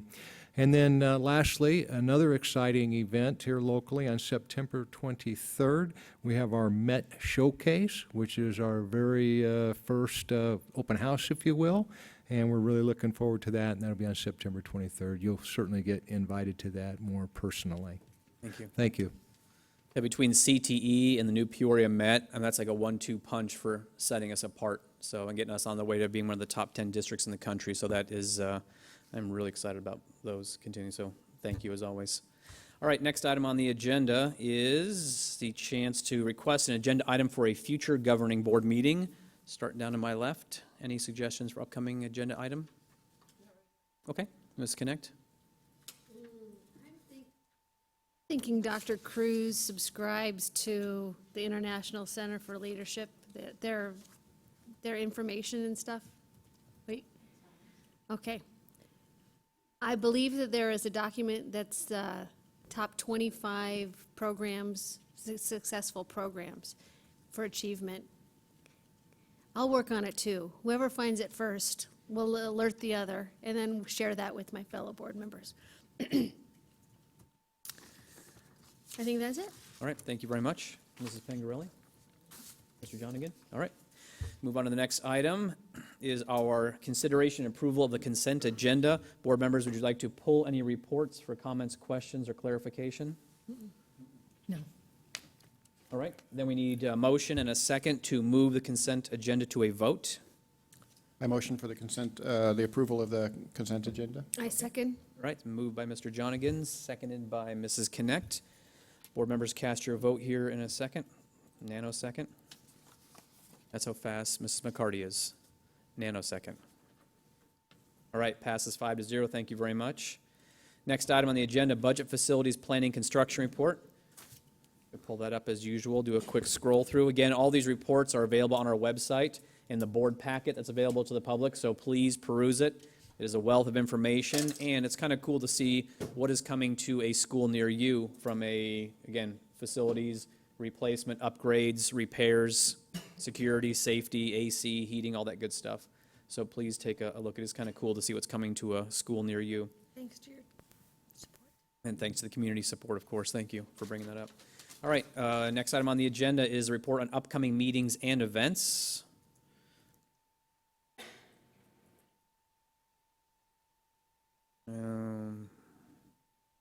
Good, thank you. Zoom in on that there. Parent Organizations and President's Dinner. If you get a chance to go to that, those are fun. Those are really intimate events at specific schools. Chance to meet with parents and different leaders and parents groups to talk about what is hot topics and what things they're working on, concerned on, and succeeding on for their local community. So if you can make one of those dinners, they're great. A lot of students, a lot of times the students will make the food and serve it too, so it's kind of fun to hang out with them. Next item on the agenda, draft agenda for our September 10th, which will be our next meeting in 2 weeks from tonight at 5 p.m. Okay, and stop if you would there, thank you. I want to bring attention to number 9. I'm going to do a little bit of my own personal social media. I would ask that the other board members do as well. It's a presentation on school safety and what PUSD is doing to help. We're going to have the SRO, our officers here as well, to talk with them and talk about all the things that we're doing to keep our kids safe. So I'm going to be advertising, emailing people that I know and my personal social media to try and get people to come out and see what is PUSD doing to help keep your kids safe and teachers safe too, obviously, not just kids. So I would encourage all my fellow board members to advertise that and pack the room and hear from our SROs and everybody involved in the safety of our kids and students, administrators as well. All right, next item on the agenda, board member opportunity to readdress agenda items. It's a chance for members, if they forgot something or want to revisit something, to bring it up. We can reopen that. No. Anything? No? Okay. All right, we're good. Thank you very much. Next item, consideration of adjournment. We need a motion and a second to go to a vote. I move to adjourn. Okay, second by? I will second. Okay, flip-flop, Mrs. Connect and Mr. Jonigan with a second. And this has traditionally been unanimous. Let's see what happens tonight. I'm going to vote abstain just to be annoying.